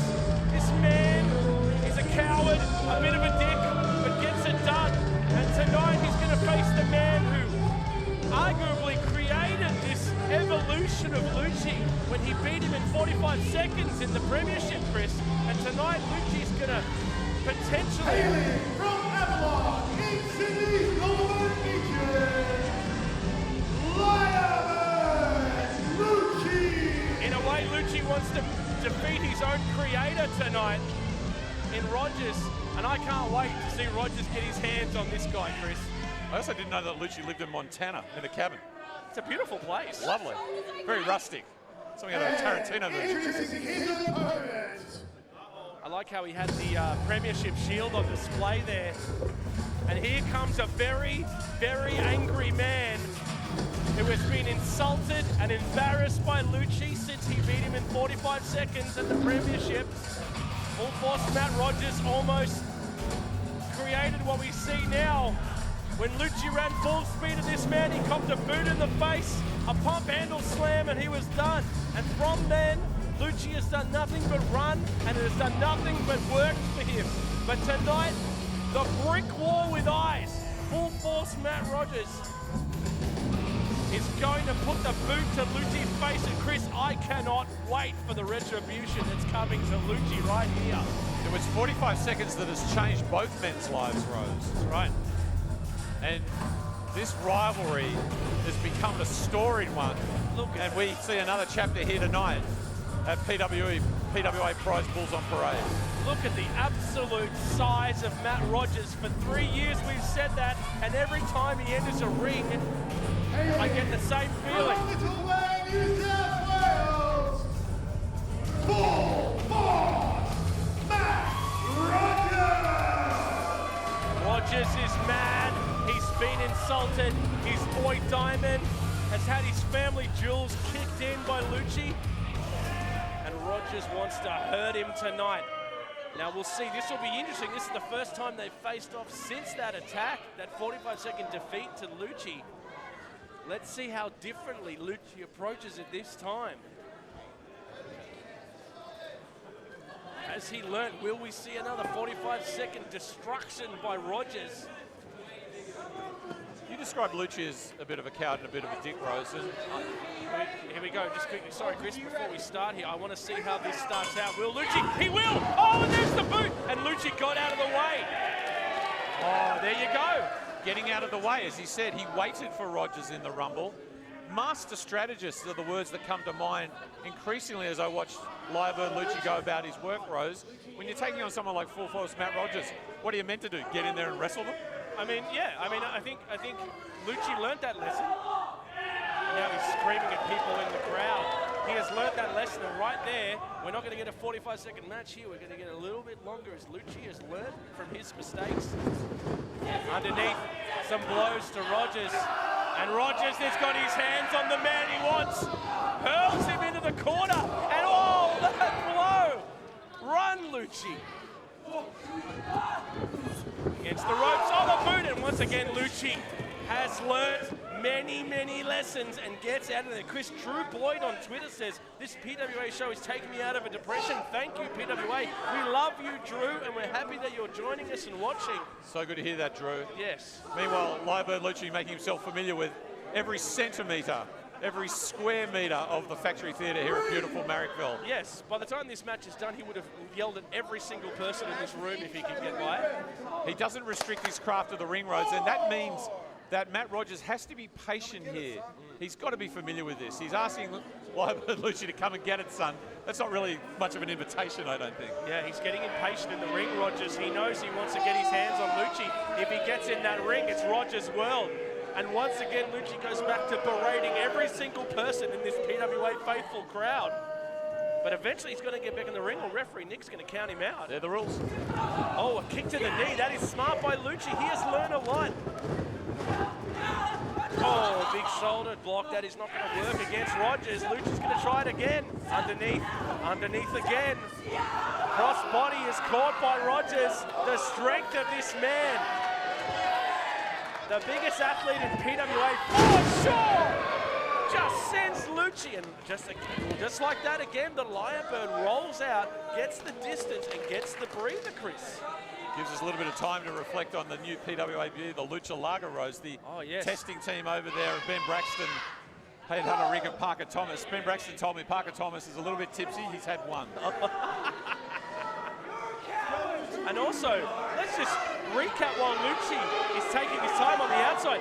Charlie Evans will be part of Coliseum in 2021. We can also announce that Royce Chambers will still be entered into the Coliseum, but unfortunately, Madison Eagles is unfit to compete this year in Coliseum. She will miss out. Sorry to hear that. Coliseum, of course, the two-night event of Max Watts, August 13th, 14.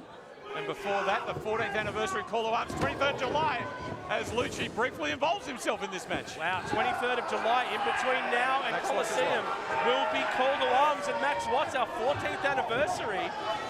Referee Nick being there, part of the action as Rogers forced Lucci into Nick. Once again, Rogers' power. And it's so sad to hear that Madison will not be fit to compete for this year's Coliseum, but we send her all our love, and Royce Chambers and Charlie Evans are our first two entrants into Coliseum. I'm sure we'll hear more down the road as Lucci starts to unload on Rogers. This is huge. We really do send her our love, Rose. There's none finer than the master of wrestling herself, Madison Eagles were much the poorer that she won't be part of this year's Coliseum, which is 2 years in the making, my friends. 2 years, can you believe that? You just made me remember that. And this year's Coliseum is going to be a massive 2 nights at Max Watts, as now Lucci has Rogers in a very precarious position. He's got what he wanted. Uh-oh, no, made a mistake. Once again, distracted by the crowd, and Rogers has picked him up in the middle of the ring, but Lucci pushes forward and takes out Rogers, and Rogers might have been stunned by that. He took Lucci's coccyx straight to the face there as he fell over the back of him. And this could be the opportunity that Lucci needs against Rogers. I did not expect us to be in this position. I thought we'd be done. Gone home by now. Beautiful enunciation of the word coccyx there, Rose. Well done. Thank you. Had to be very careful. Oh, look, Rogers trying to get to the, Lucci trying to get to the rope. And Rogers just sends Lucci with a shoulder block from hell. No wonder he wants to get out of the ring, Rose, when you experience that sort of ferocity. Look at this. Rogers has just flattened Lucci twice in each corner. And the big man is angry. Lord darting, oh my goodness, Lucci is in trouble. I think this is finally time for Rogers to get the retribution he craves, but no, Lucci rolls out of the ring yet again. He almost does it on instinct now. This time Rogers is coming for him, Rose. Okay, he's had enough. Get back in the ring. Get back in the ring. He's outside the ring now. Oh no, Rogers. Every person that Lucci has yelled at in this crowd is now getting a front row seat to his beatdown. Oh, he's thrown into the corner ring post there. All of a sudden a ringside seat doesn't look that inviting when you've got Matt Rogers throwing Lucci around like a ragdoll.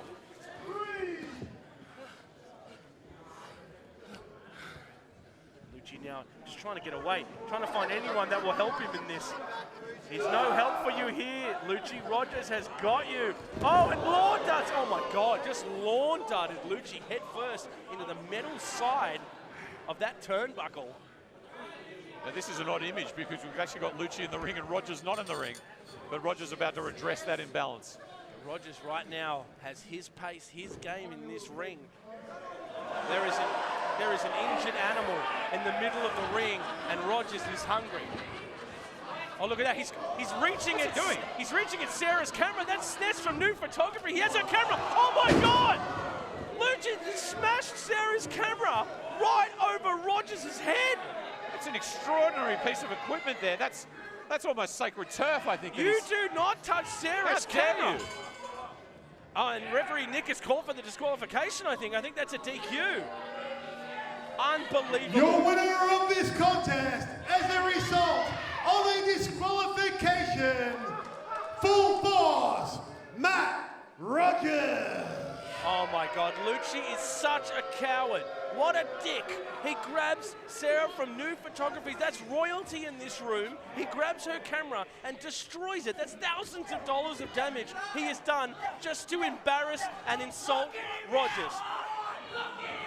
I can only Oh my God. Oh my God, Rogers is bleeding. Rogers has got blood just coming from his head. That camera has cut him open, and Lucci has lost it.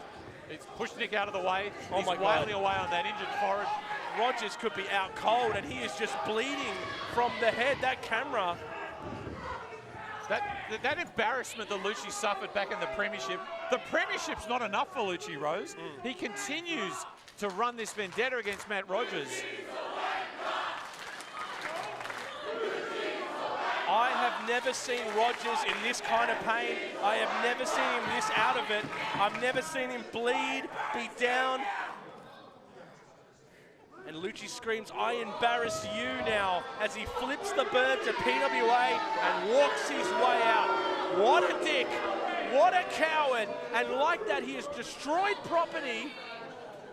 Now he's spitting at us here at the commentary desk. This man has no shame. To be honest, he was spitting at you. Whatever. And look, the way in which Lucci it took that disqualification, it felt like unfinished business to me, Rose. Like there's more to this, I believe. I mean, Rogers is going to be even angrier. Lucci has just cut him open. This is something we have never seen in PWA. I have never seen full force Matt Rogers down like this, injured like this, and he is bleeding from the head because of a camera shot that exploded the camera. And he's still getting back to his feet. What a warrior.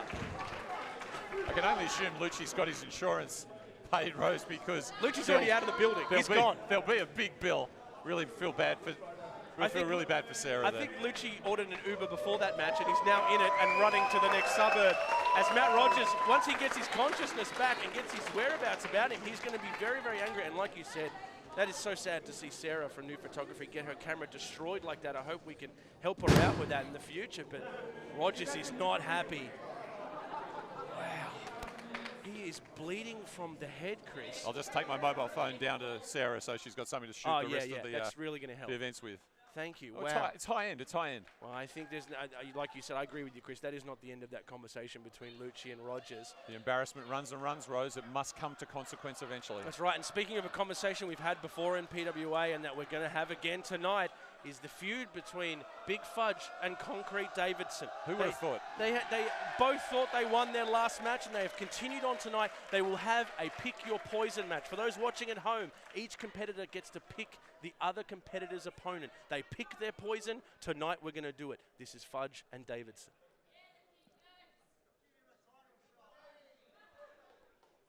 The following contest is scheduled for one fall. Introducing first.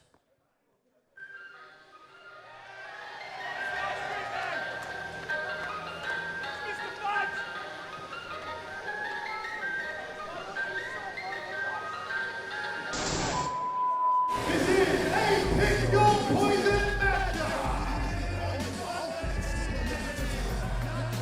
Here comes my boy Fudge.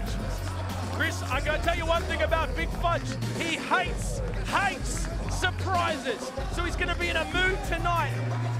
He has no idea. From the Chocolate Factory. Come on, Fudge, you can do it. Come on. Standing 500 kilograms. Big Fudge. His biggest hurdle has been reached. He's in the ring, but he's going to be nervous tonight. He despises surprises. I once chose what dinner was when we had dinner together. He punched me in the face. At least he knows he's going to be surprised by what the competitor is. He knows that part of the surprise. I don't know. You never know with Fudge. Introducing. He looks ripped though, Fudge.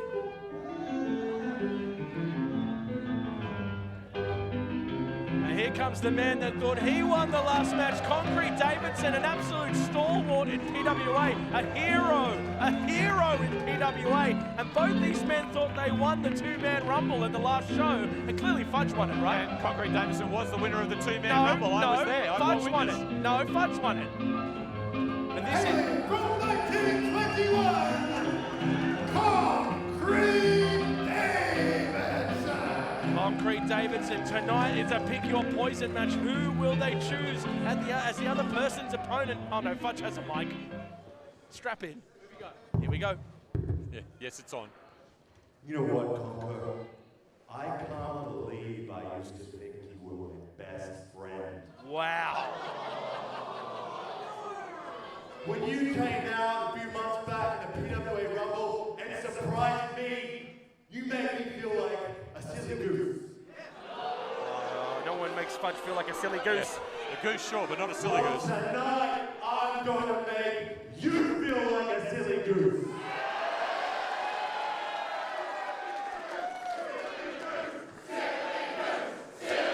Only at PWA. There's a t-shirt right there. This is the end. I hope you said goodbye to your loved ones. Because you will not defeat my poison.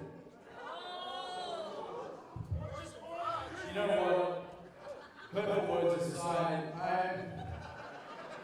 I'm actually glad that you feel that confident about that poison you picked, because you know how badly I've really been wanting this challenge, but when it comes to the poisons that I selected for you, I knew that you're only coming around to the concept of surprises. So I hate surprises. He hates surprises. I picked a poison. I picked someone that you're not entirely unfamiliar with. I picked someone that I think should be back on the main show. Oh shit! Excuse my language. Is this who I think it is?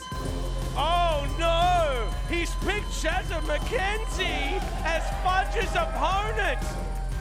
Heartbreak course, Shazza McKenzie has been on a tear, back on the main show after insulting Pigeon, one of the dingoes, and she is going to be Fudge's opponent, and Fudge is very stunned by this. He hates surprises! And it's his former tag team partner and PWA tag team champion partner when they were the Chockblockers. That is a great point, Chris Gale. The Chockblockers were PWA tag champs, and now they have to fight thanks to Concrete Davidson picking Shazza as his poison. This is a complete surprise. I wasn't expecting to have a wrestling match. I did not dress for the occasion. He's in his civvies. I might have misinterpreted this whole situation. Bring out the poison. Who has Fudge picked to be Concrete He's the other Davidson's competitor. opponent? Oh, it's poison. It's actual poison. Oh my God. Fudge has taken this literally again, and he's actually picked poison as Concrete's opponent. I actually recognise that. Oh yeah? That's the mixture the Fudge tipped into the ocean during his tilt for Sanitation Commissioner. Wow, that's years ago. Which was a successful tilt. The electorate saw the value of the poison. Where has he been keeping this poison all this time? Where has he been keeping it? Also, I thought that was just what you drink every day. Yeah. My understanding, it's a mixture of expired milk, coriander, and bleach, but I can't verify that. Wow, sounds like a MasterChef deal. Look at this. Medical Fudge has got the poison. He's literally picked poison. Well, I think literally is the word. I think that Fudge takes stipulations very literally. He has picked a poison. We really need to explain stuff to him from now on. It makes sense If to me. I've got to wrestle her, you've got to drink this. Fair deal. Fair deal. You want me to wrestle? Sorry, hold on. You want me to drink the poison? Don't do it. It's poison. Didn't seem to hurt the ocean. You know what? I think I've been getting ready for this my whole life. With all the whiskey and moonshine I've had, I don't think I can't handle that poison. Oh, wow. Concrete's up for the challenge. Concrete's going to drink the poison. I think this is a very bad idea. Concrete is poison. Here's the Concrete. He's true blue. Drink the poison. Oh no, Shazza! Shazza has just attacked Concrete and the poison and then attacked Fudge. Shazza is sick of being ignored in PWA. Oh, the butt punch! Fudge's butt punch Shazza McKenzie. And here's a pin. Oh, a quick kick out before the one. Concrete Davidson has exited the ring. He's coming over here to the commentary booth. He's got something to say. Oh, Chris, don't hand him a microphone. Okay. Oh, hi, Concrete. Great to see you. What's going on here? You tell me. He's entirely taken this stipulation as literally as possible. Can I say this, Concrete? A fantastic choice by you choosing Heartbreak Core Shazza McKenzie. I mean, my jaw's not agreeing with that right now because she got me right. I mean, oh, he's a pin. Oh, kick out just before the 2 by Fudge. I mean, I knew there was a certain element of a roll of the dice with this new additive with the Shazza, but I mean, I didn't expect to get clocked like that. The shot to the jaw was just validation that you made a good choice, Concrete. And I mean, look, it's still a vat of poison. Like, I mean, yeah. By the way, you were prepared to drink it. Did you see what the vintage was? What year was it? I didn't. It looked like the same. It looked like some of that stuff that the toxic waste from when he was the sanitation commissioner. Look at this by Fudge. He's got Shazza wrapped up and he's waddling her towards the corner. Scientist Fudge is a terrifying concept. Take that. Take that. Take that. Wow, beautiful by Fudge. Concrete, did you in a million years expect Fudge to take Pick Your Poison so literally and hand you a vat of literal poison? No, and the thing is, this is actually really disappointing because I've done nothing but be in Rumbles since I came back. I was actually looking for some good competition. I thought, and he knows better than anybody. I've been in PWA now for 9 years. Damn right. I'm looking for that big win that's going to get me to that next stage, and he's robbed me of a match essentially because he's got this whole bottle full of poison. Goddamn poison. And right now he's having to face off against Heartbreak Shazza McKenzie, who's got a pin here on Fudge. A kick out at 1, and she has really evolved since the disrespect she was given by the Dingoes. But Concrete, can I be real with you for a second? We've watched you guys have a 2-man rumble. We're now out here with the Pick Your Poison. I love you guys. Concrete and Fudge, Conco and Fudge was one of the most iconic teams in PWA, if not Australian wrestling. You guys are now fighting. Why? Why can't you get along? We love you guys. That's very nice of you to say, but look, it's it was always a matter of time. I could always sense that whether it be the podcast or anything, there was always a certain, lingering black cloud of a disagreement. And I guess it just built up with enough evaporation that now here we are, I suppose, and now we're experiencing the storm. I don't know. I mean, to podcast with someone over a long period of time and end up hating them, I can relate to that. Oh, yeah, thanks, Chris. Oh, appreciate it. Pin here by Fudge. Oh, excuse me, Conco. Another pin by Shazza. Look at this, Conco. Oh, no, poor referee Hannah is having to keep up here. Oh, my goodness, she can't even count a 1. Here's a 1. Now Fudge's going to get... No, oh, my goodness. This is just ridiculous. And meanwhile, the poison just sits on the apron there. Could be killing anyone any moment here. Oh, my God. How do we keep up with this? But I really respect what you said, Concrete, about you came here to compete tonight. You want to compete, and Fudge has, in a way, robbed you of that. Yeah, I mean, I'm not dressed like this for no reason. I thought that's how you go out. Oh, beautiful DDT by Shazza McKenzie there. And kudos to you, Concrete, for bringing Shazza back into the Black Label environment. And she is on a tear right now. A kick out. And Fudge is nowhere near as good without the white coat on. I'm noticing that much. No. Look, he's really taken it too personally that he just doesn't like surprises. This is a part of him that I didn't know. I didn't know that he had such a problem with surprises. He hates them. And that's why you're not friends. Look, and I even tried to make it easy for him tonight. I gave him somebody that he was familiar with. Yeah, I mean, you did choose his former tag team partner. They were tag champs. I mean, it's an interesting choice because it's going to get in Fudge's head if there's anything to get into in there. I mean, how can you be friends if you don't listen to your friends? Exactly. Learn how to understand them. I can understand Fudge's frustration right now. I'm just so sad. I know I'm taking liberties here as a comment. I'm so sad that Conco and the Fudge are fighting. It makes me so sad. But at the same time, That two-man rumble was an incredible moment in PWA. Fudge with the sugar rush now. Oh, beautiful clothesline, and he's in control. Unfortunately, Fudge did win that two-man rumble, Conco. What a great win by you, Concrete. I really enjoyed it. No, Fudge won it. Great win. Oh, terrific. No question in my mind. You know what? Look, you've been very complimentary about the history of Conco and the Fudge, and yeah, we were friends, and you hate to see us fighting, but unfortunately, when you call the other one a silly goose, there's no going back. Yeah, I mean, he's crossed a line that you really can't recross, and a silly goose is one step too far, I think, as Fudge now is trying to take control of Shazza McKenzie, but her string drops Fudge on his head. He's in big trouble.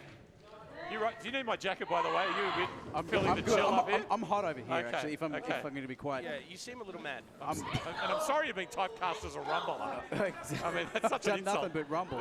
Dear, oh dear. I came back here 2 months ago, Yeah, rumbled. for this? Two-man rumble. Oh, huge power bomb by Shazza McKenzie. Could be all she wrote. Kick at it too. Yeah, it's like you've done a Telstra commercial. It's and it. now you can't do anything else. Even Nui Pro's City Hall show, rumble, another one. Shout out to Nui This Pro. is the year of rumbles as far as I'm concerned. Well, I believe you deserve better, Conco. And look at it. Oh, Shazza's not having that from Fudge. Oh, look out. We've seen this before. It's the heartbreak punch into the heartbreak stunner like that, and Fudge is in big, big trouble. I think that's got to be all she wrote. The heartbreak punch into the stunner, and Shazza McKenzie gets the win. Hey, can't say I didn't try to make it easy for him. I didn't even get involved. I respect that you came over here, sat with us, you didn't get involved. Shazza McKenzie won that clean. She did. Are you going to go drink the poison now? If we can get beyond the two boys fighting, Shazza McKenzie, yet another statement. It's not a comeback. Don't call it a comeback. No. It's a mission. It's a reruling. She is on a roll, and everybody in PWA is on notice, in large part courtesy of Concrete Davidson's terrific poison pick here at PWA Prize Bulls on Parade. Look, Conco, it's so good to have you joining us on commentary. Unfortunately, I don't think you should drink the poison. I think you should have a lucha lager. Lucha lager for lager? sure. Yeah, absolutely. Maybe I will. Maybe I'll take. Is there one I can take backstage? There's many you can take backstage. Wow, Shazza McKenzie confident in her win. Might cool me down because I'm sitting here so hot about this whole silly goose situation here. You definitely don't want the jacket. I have a feeling this isn't over. I have a feeling this isn't over. Thank you so much, Concrete. Oh, I don't now they're mind being facing here. off. Whoa, whoa, whoa, whoa, whoa, whoa. Now they're facing off at our commentary. You want to make me look like silly goose? They're face to face right here on our commentary. Guys, calm down. Guys, calm down. We've already lost the camera. Hey. Whoa, whoa, whoa, whoa, whoa, whoa. Big words. He's called him a silly goose again. Oh, my goodness. Everyone, calm down. Oh, my goodness. Chris, we almost had a Conco in the Fudge wall right here at our commentary desk. The good news after the damage to the camera, the headphones were not harmed in the making of that argument, Rose. Well, I'm going to have another lucha lager to calm down there. Maybe a little bit of that poison. I heard so many Good silly idea. gooses. Maybe we got taken off the air on Fight TV. But it's so good to have everyone with us live on Fight TV. Make sure you get involved in the conversation on Twitter. Hashtag PWA on Fight. Because strap in, this is our main event. The prize bull Sam Osborne is going to go for the PWWA Championship. He has to go through the arm collector, Jessica Troy. This is our main event.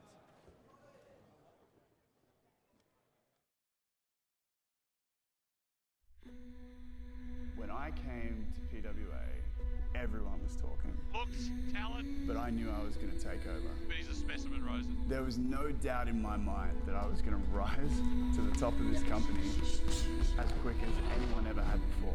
What happened was I lost. Again and again and again. I know the path we've rode. Searching And that's when I had to make a change. And that's when Don Marnell and the MMA offered me a change. Growing and he's changing. He's representing MMA. He's representing himself. Don Marnell has helped him focus his game. He's come a long way since the losses he suffered in PWA. Don Marnell, the voice of the undefeatable. Not as tough as you, not as rich as you, not as handsome as you. When it comes to life, Sam Osborne is winning. The MMA together produced win after win after win after win until the biggest win in the MMA's career to date. Don Marnell and Sam Osborne both making their way to the ring, clutching their elbows. This is our final 3 in the Rumble. Who will get a shot at a PWA championship? Hang on, Don Marnell just threw Osborne back in the ring and the rest didn't see it. Goes referee Anna right on the spot for ball clear. Osborne! All the tactics, all the scheming. Don Marnell's prize bull has become the 2021 PWA Rumble winner.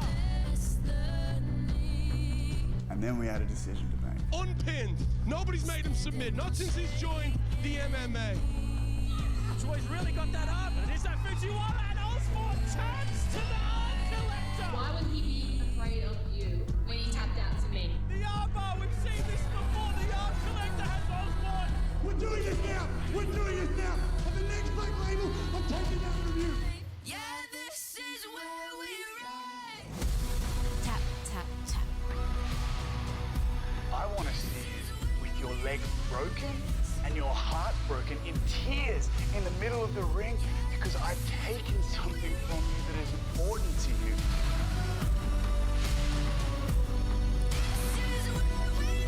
The way you took something that was important to me.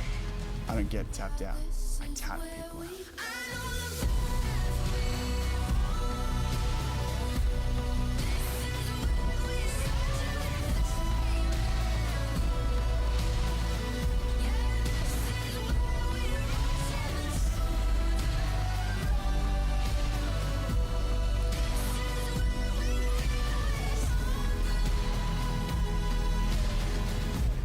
This is where we rise.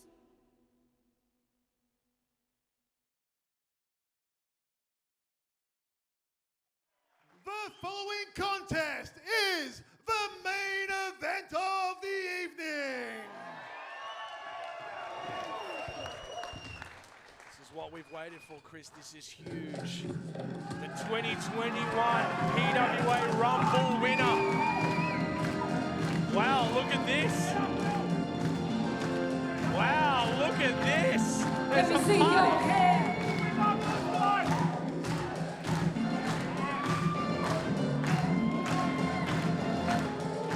Every time I walk in here, hand me down my ass. Hug me now and don't be late, 'cause we ain't got time to chat. Since you and me, we're going out to catch the latest sound. Guaranteed to blow your mind, so how you won't come down. Ain't always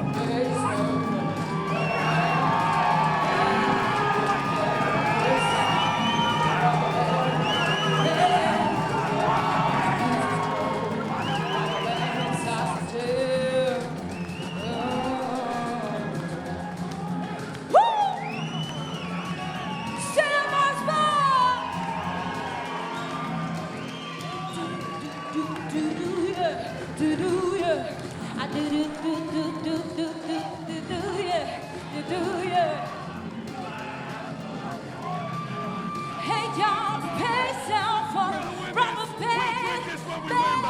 You never heard sound like a rubber band.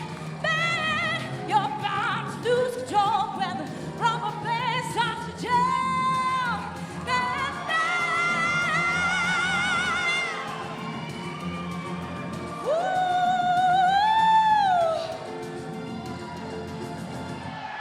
Wow, what an entrance for the prize pool. Don Marnell has pulled out all the stops for his boy's biggest night of his career.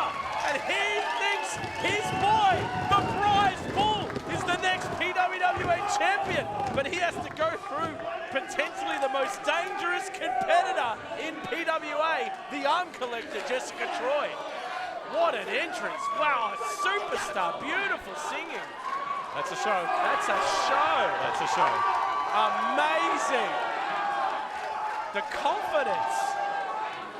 The confidence. And here comes champ. Strap in, everyone on Fight TV. This is our main event, and this is huge. The Arm Collector with Charlie Evans is here. Charlie here to help her equal up the numbers. And the balloons come out for Jessica Troy. Wow, what a huge main event this is for a title that is so coveted in PWA. Don Marnell doesn't like the fact that Jessica Troy is showing up Osborne. Yellow and purple, my favourite colours, Rose. The leader of the Purple Nation, the Arm Collector, an incredible champion. She's held that PWA title with style, and tonight she looks to add another arm to her collection. Osborne looks worried, and he well should be. Bottom line, Jessica Troy has made Sam Osborne tap out not once but twice, Rose. You heard it. Tap, tap, tap. Hey! Do you have a defibrillator? I just skipped a beat there. You skipped a beat, I'm not touching you. By the way, resplendent trunks at Osborne.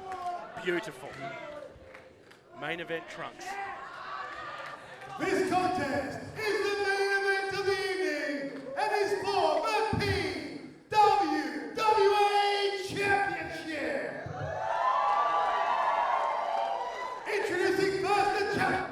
Give me that. Oh, here we go. No sunnies tonight, he's all business. Well, well, well. It's Don Marnell, the man who turns cats into cats. And it is my distinct honor, pleasure, and privilege to introduce to you the challenger for tonight's main event. He hails from Mossman, New South Wales. Yeah. Boo all you want, because he's currently on a 16-month undefeated streak in singles competition. That's a big He stat. is the only man to remain undefeated throughout the PWA Premiership, and he is this year's Rumble winner. It's a good CV. Ladies, gentlemen, I give to you the prize bull of the MMA, Mr. Sam Osborne! What an entrance.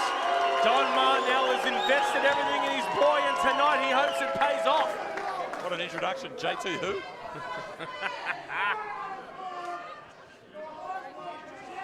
And his opponent, accompanied to the ring by Charlie Evans. Hailing from the Purple Nation, she is the PWA Champion, the Arm Collector, Jessica Troy. So much love for the PWA champion here. Oh, look at her. Straight face to face with Osborne. Referee Ando has to break this up. He is going to officiate this main event tonight, and he's breaking this up. Everyone take your corners, and we will start this championship match. But Marnell's in the ring. Evans is in the ring. Ando's going to have to take the belts, separate them, and start this the right way. Listen to this. Surprises me. The North Shore of Sydney is a huge part of our demographic on the pay-per-views, Rose. I don't disagree with that. People from Mossman watching all over their fine suburb. Of course, referee Ando, remember the MMA's no referee Nick stipulation has been enforced for some time now. That's been since the premiership. I mean, poor Nick, he would love to referee this main event, but Ando gets the spot tonight because of Don's dislike of referee Nick. Charlie Evans has left the ringside. She has left Jessica Troy out here to fend for herself. She believes that Jessica does not need her help. Jessica is the champion for a reason. She's excited. Look how excited she is to get another arm in the collection.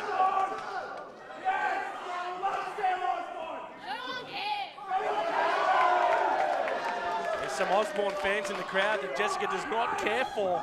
She just wants to get another arm and she's excited. But Chris, what an incredible story. What a year Sam Osborne has had. I have to admit, I have to eat my own hat. I did not believe Don Marnell. Don Marnell, I didn't believe he was right for Osborne, but I have been proven very, very wrong for the first time in my life. And Osborne just said, this ain't no six-man now, Jess. It's you and me, and it's for the title. You can tell he's mad. You were wrong, Rose. MMA and Sam Osborne, they're the Torval and Dean of professional wrestling. They're that good. Look at this, Osborne now grounding Jessica Troy, trying to keep her away from his arms. He's going to keep it leg locked, and look at that reverse from Jessica Troy. Wraps up Osborne. Referee Endo's right there. There's a pin. Count for one. Jessica kicks out, and I say this every show, but the hype is real in this room right now. The hype is real on Twitter. We hope you're all watching around the world on Fight TV. Get involved. Who's going to win this match? Will the arm collector grab another arm, or will Osborne do the unthinkable and beat Jessica Troy for the title? By the way, they're probably tights, not trunks that Osborne is wearing, but it's a small point. Listen, Jessica Troy is a fighting champion. She's taken every challenge, Rose. Oh, beautiful. And she'll be imbued with the confidence. Look at that. Sorry, Chris, but he went for the knee lock right there. That knee bar submission has won Osborne so many matches. She was straight onto the ropes. She'll be imbued with the confidence that her signature move is Osborne's weakness, and that's the Fujiwara armbar. Two competitors with incredible submissions, which definitely will be attempted to be used tonight. If Jessica Troy gets that arm, and you can see she's already working on that left arm of Osborne. This is what she does. This is why she's been champ for so long. People take her for granted, and then she rips your goddamn arm off. And also Osborne has that knee bar. Jessica's got to be careful of that as well. The energy in this room is high right now. This is a huge match, and again, she's dropped Osborne onto that left arm, which is wedged behind his back. He can barely move it. Osborne has Don Marnell on the outside, constantly jaw-jacking. Here's a pin. Wow, did you see that? Don Marnell almost just jumped into the ring on a 1 count. He is so nervous for his boy. He's just amped up, Rose, and no, I didn't see it. And of course, not this again. Jessica Troy, fighting champion. A few weeks ago, she was plying a trade against Will Ketis. Ooh, look at this. Wow, Jessica Troy's got the arm. She's got Early finish here. Rope break there. She had to let go. Almost a 5 count by referee Ando. He got up to a 4 and she let go. But she got the Fujiwara armbar on there, and Osborne ran for the hills. And now Don Marnell is getting in the way, and he's getting pushed out of the way. Oh, and Osborne has caught Jessica Troy and pulled her across the middle of that turnbuckle there. In fairness, Troy could have just stepped around Marnell there. She didn't need to push him. He's in the way, Chris. Can you stop making excuses for this man? He's there in his legitimate role as a manager, Rose. Just because he's the only other person in the building besides you wearing a suit doesn't mean you need to make excuses for him every time. If Ando had an issue, he would have shooed him away. But yes, Sam Osborne was talking smack on the mic with Tough Stuff Ricky South while Jessica Troy was wrestling, saying, I'm resting, I'm getting good. And this is Osborne's home turf. He's right. So successful in this building. Now this is... Collecting arms now, who's collecting arms now? Osborne he's going after Jessica Troy's arm. Whether that's to stop her from doing the Fujiwara armbar or he just wants to insult her, he is working over the arm viciously. Here's a pin by Osborne. Kick out at 1 for Jessica Troy. I mean, I tell you, Chris, I say it all the time, but it's main events like this that make me really love my job. Even though you're sitting right next to me, I love this job. Don't worry, I've applied for a replacement. Just soak it in now. Good luck. As referee Ando is right there asking Jess whether she gives in. Osborne is working over that arm. I think Osborne wants to collect his own arm. I love Ando's work. Very clear. Both competitors aware of where they stand, Rose. Oh, no. It's what you got to do to be an official here in PWA. And Jessica Troy gets that separation. Oh, Don Marnell grabbed the leg. Don Marnell grabbed the leg, and now Osborne has the roll through. He's going to get the pin. No, he's come under. What's he doing? Chris, you cannot tell me you did not see Don Marnell grab the leg there of Jessica Troy. I was looking at the damaged arm of Troy, which I think I've caught on the top rope, which I think on the vision you can still see is still vibrating. I'm going to lose my mind by the end of this match if you keep this up. A rope break by Jessica Troy, and Osborne has to let go. Are you asking me not to see what I'm seeing?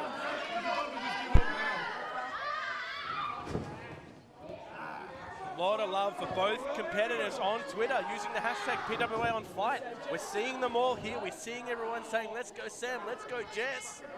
But right now Osborne has the control and he's stomping on that arm.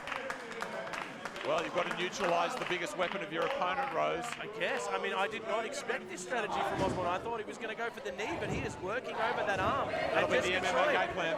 That's right. And Jessica Troy is now fighting with one arm. She can't get him down for that Fujiwara. The kick is missed, and Osborne catches it. Wow, look at that! Into the armbar for his own. If Jessica Troy kicks out to an armbar, it's going to be the ultimate insult as she reaches for the ropes. But Don Marnell once again is right there, but she gets the foot on. Referee Ando breaks it up again.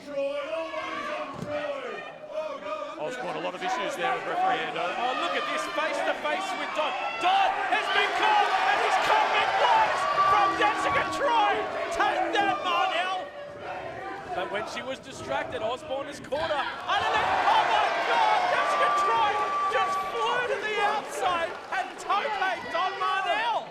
And just like that, Troy is fighting two opponents, Rose. Osborne helps up Marnell. Jessica Troy again takes out Marnell and Osborne. This is why she is the PWWA champion. No fear, no give up. She will fight to the end.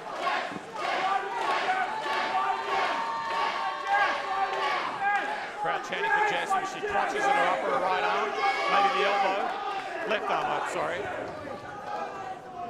Right arm's all she's got left at the moment. The left arm is hanging loose, Chris. It's lower than her shoulder in a way.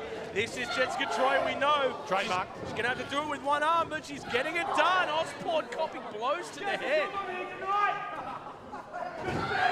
Ow, even that whip to the corner has hurt Jess. I have to say, once again, MMA's game plan has worked. There's the meteor to the back of the head into the corner. She flips over, but everything she does has got a wince of pain in it.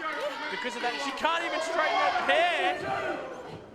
With both arms, Osborne kicks the knee. And Jessica Troy's tangled up in the apron, in the turnbuckles here. Oh no, backwards, her left knee goes across the back of the ring post. I have to say, Rose, Jessica Troy has a rhythm, has a system, and she's not able to stay within that rhythm right now. She's been disrupted. The Marnell involvement, she got involved with Marnell. That seemed to be her choice, and it seems to be to her detriment right now.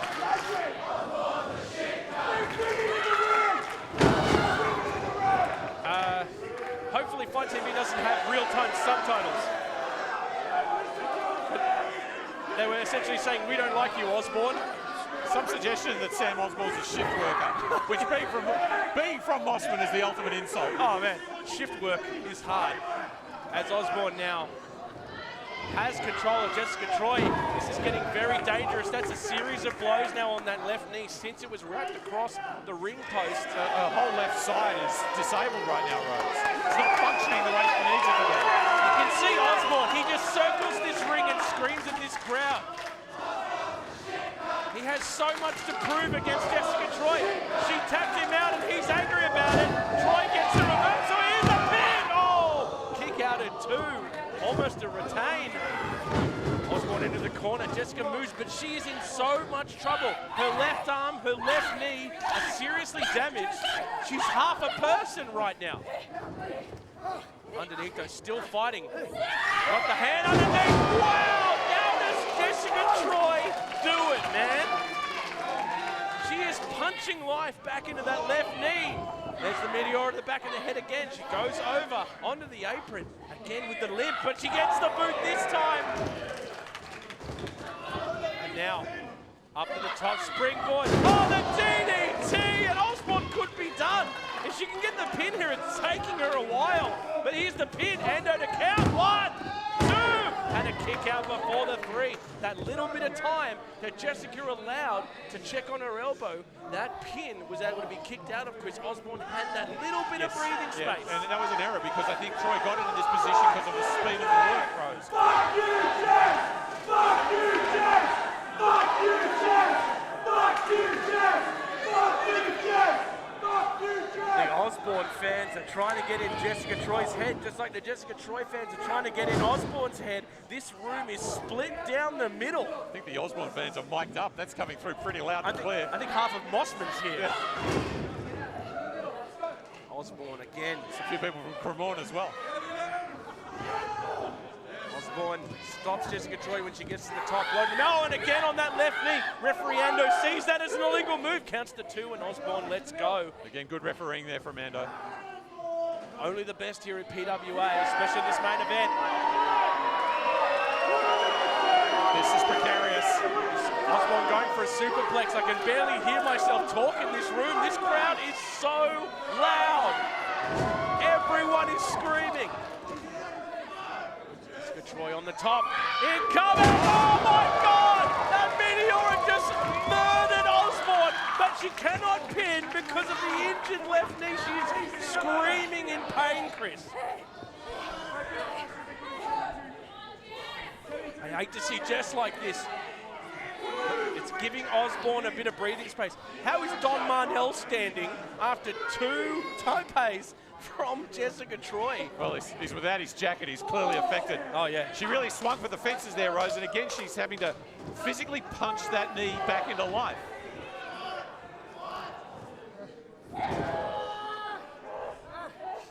And even up here on the stage, look at this, Osborne underneath. Osborne catches Troy. Oh, Troy's got him in a submission, I think. Osborne flips her back through, backbreaker. Wastes no time. Oh, Osborne! This is huge! 1, 2! Oh, kick out before the 3. Even up here on the stage, Chris, we have the Lucha Lager tasting table up on the stage. Ben Braxton, Headhunter Rig, and Parker Thomas. They're all arguing over who's going to win this match, I think. They're also arguing who gets the last Lucha Lager, Rose. They're really running out of Lucha Lagers over there. It's pretty animated over there, but it's more animated in the center of the ring as Osborne reaches the neck and wails on the forehead of Jessica Troy. Just punching away at Jessica's head. And just, Chris, just think of all the battles Jessica Troy's been through with people like Charlie Evans and Steph DeLanda. She is a warrior who fights hard. Osborne is no different. But Osborne feels like he's been insulted just by Jessica Troy doing what she does, which is win matches and take arms. He's speaking to her with contempt, Rose. Complete contempt right now. They both just share blows as it's no one backing down. A main event of epic proportions for the PWWA Championship. We are live from Factory Theatre here in Sydney, Australia, around the world on Fight TV, and this is what it's all about in PWA, a fight for belt.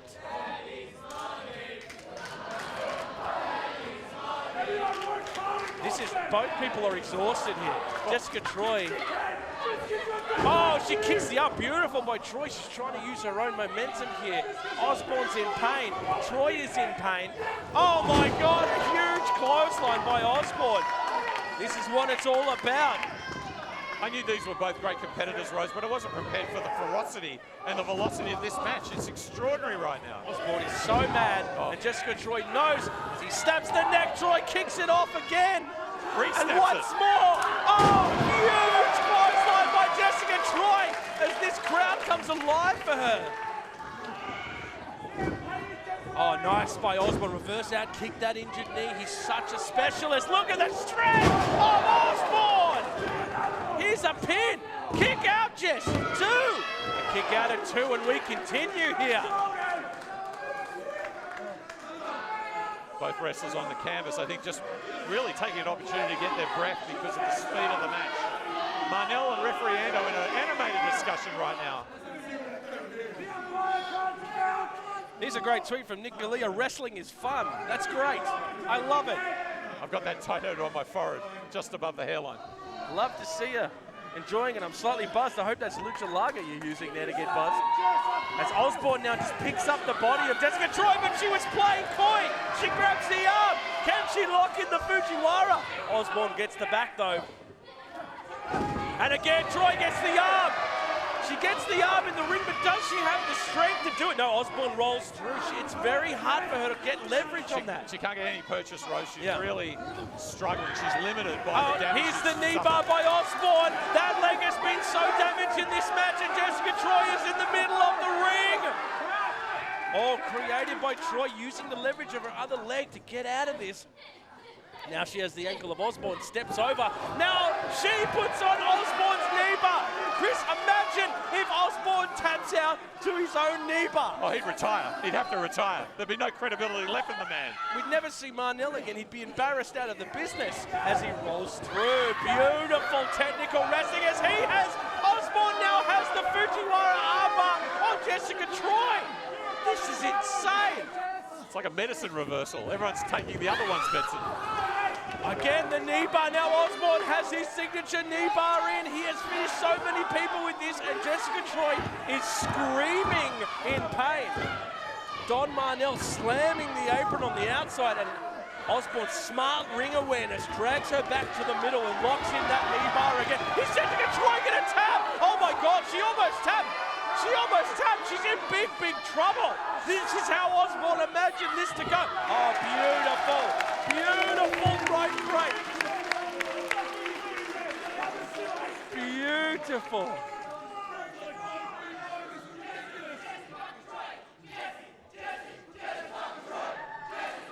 People try to wheel Jessica Troy on here. So much damage has been done by both competitors. Marnell is frustrated on the outside, feeling the effects of being attacked by Jessica Troy. Look at Osborne, he's considering his next move, Rose. I think he's just so annoyed that this still going. Champion Jessica Troy keeps getting up. He expects his damage to do the job, and it's not happening. Jessica Troy! Oh my God, the brain buster! She comes alive, retains her champion. Oh no, into the armbar. Wow! Osborne kicked out, and like that, she grabbed the armbar. She's trying to use her leg as leverage, I think. Now Don Marnell has grabbed referee Ando and dragged him out of the ring. He is screaming in his face. Chris, you see what is going on. Don Marnell once again has gotten in the way of this match being adjudicated. Well, Ando obviously saw there was an issue with Marnell, and he wants to get Marnell's influence away as much as possible, and that's the reality, and Marnell is starting to leave the environment. Jessica Troy is hobbling towards Marnell, and Marnell's trying to run for the hills. Jessica Troy will not stand for this MMA interference anymore. But she's got to understand you can't take this issue on, Rose. She's got Osborne. Hang on. Oh, look behind. This is coming near us. Behind Marnell, Charlie Evans has returned, and Marnell has just walked straight into hell. Behind you, Marnell. Pray all you want. Charlie Evans is right behind you. Oh, Jesus, as he's on his knees praying that Jessica Troy, look out, Osborne knocks Troy into Charlie Evans, and now Osborne is grabbing the Lucha Lager tasting table as people scatter. Oh my God!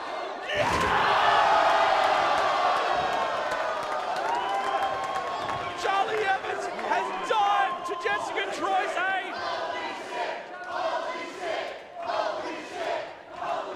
Oh my God, Jessica Troy was just sent straight through the Lucha Lager tasting table as people scatter. Referee Ando is trying to stop Charlie Evans from getting involved. Well, Evans is hysterical right now, Rose. She's concerned about a compatriot.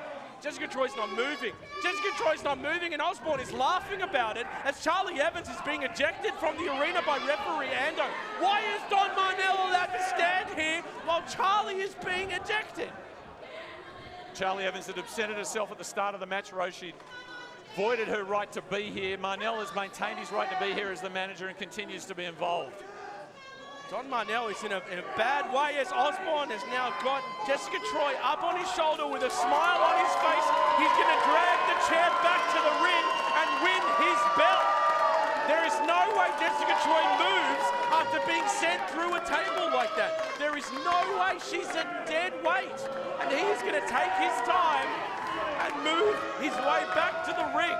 This is a long march, Rose, a long march for Jessica Troy that seems to have only one conclusion in the middle of the ring. There's an eerie quiet gone over the PWA crowd right Chris, now. There are bits of table and Lucha Lager beer bottles everywhere as Jessica Troy has not moved since she's gone through that table. Osborne, it's just a matter of time now. It's a formality. He's going to drop Troy, and we have a new PWWA champion. It's done. I can't believe it's happened like this. There it is. Your new, what the hell? You're kidding me. You are kidding me. You are kidding me. What a champion Jessica Troy is. Unbelievable. Where does this come from? And Osborne is furious. The knee bar on now as Jessica Troy is in so much pain. How the hell did she kick out of that beating? But this is a bridge too far. Oh my Rose. God, she almost tapped. She's literally grabbing her own hand and pulling it away from the mat so she doesn't tap. Just think about the pain that is coursing through her leg right now as Osborne, there's a count. Oh, and she kicks out just before the 3. Her shoulders were down. And now he rolls through. What's happening here? Jessica Troy trying to grab the arm. She has the Fujiwara and the left hook. And once again, Osborne taps. Osborne taps. Oh no! Osborne is tapping, but Endo is once again arguing with Don Marnell. I am getting sick of this. Jessica Troy is the champion. She just tapped out Osborne for the 3rd time. Don Marnell has got to be thrown to the back just like Charlie Evans. Look out! Oh! Osborne takes out Marnell. The boot by Troy. Beautiful. Troy, how she gets this energy. She's summing it up. Oh, the knees. Is that it? Jessica Troy will retain. 1, 2, 3. Oh, wait. Oh, what the hell? Endo didn't count the 3. Endo sustained an injury there, Rose. Endo didn't count the 3. Well, I don't think he was able to. He's hurt himself. He's hurt his wrist. That can't be. What the hell is happening right now? He motioned there and he's just resiled from the contact. No. Jessica Troy just got the 3 count and Endo didn't count it. We'll need to get another referee out here in due course, of course. Endo has hurt his wrist, counting the 3. This can't be right. This is not real, right? Well, if the official is hurt and unable to perform his or her duties, he'll have to remove himself. But now Jessica Troy's working on the wrist. Jessica Troy's going to collect Endo's arm if he does not do his job and count the 3. How did he hurt his wrist counting the 3, Chris? What is going on here? Oh no, Osborne! 1! Oh my God! Oh my God!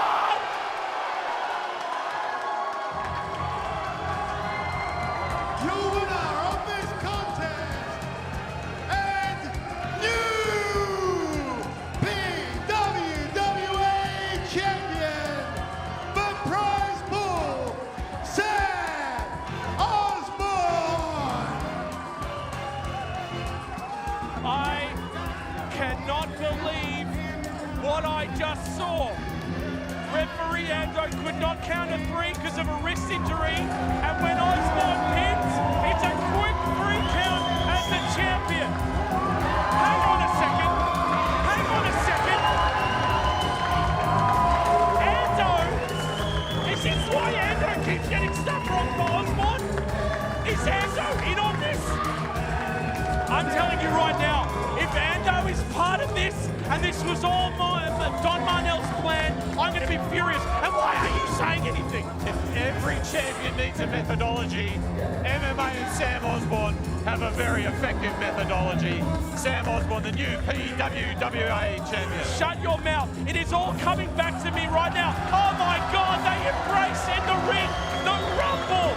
Every match that we gave Ando the benefit of the doubt, every match that we thought he just made a mistake, he was in on it. This is all part of MMA.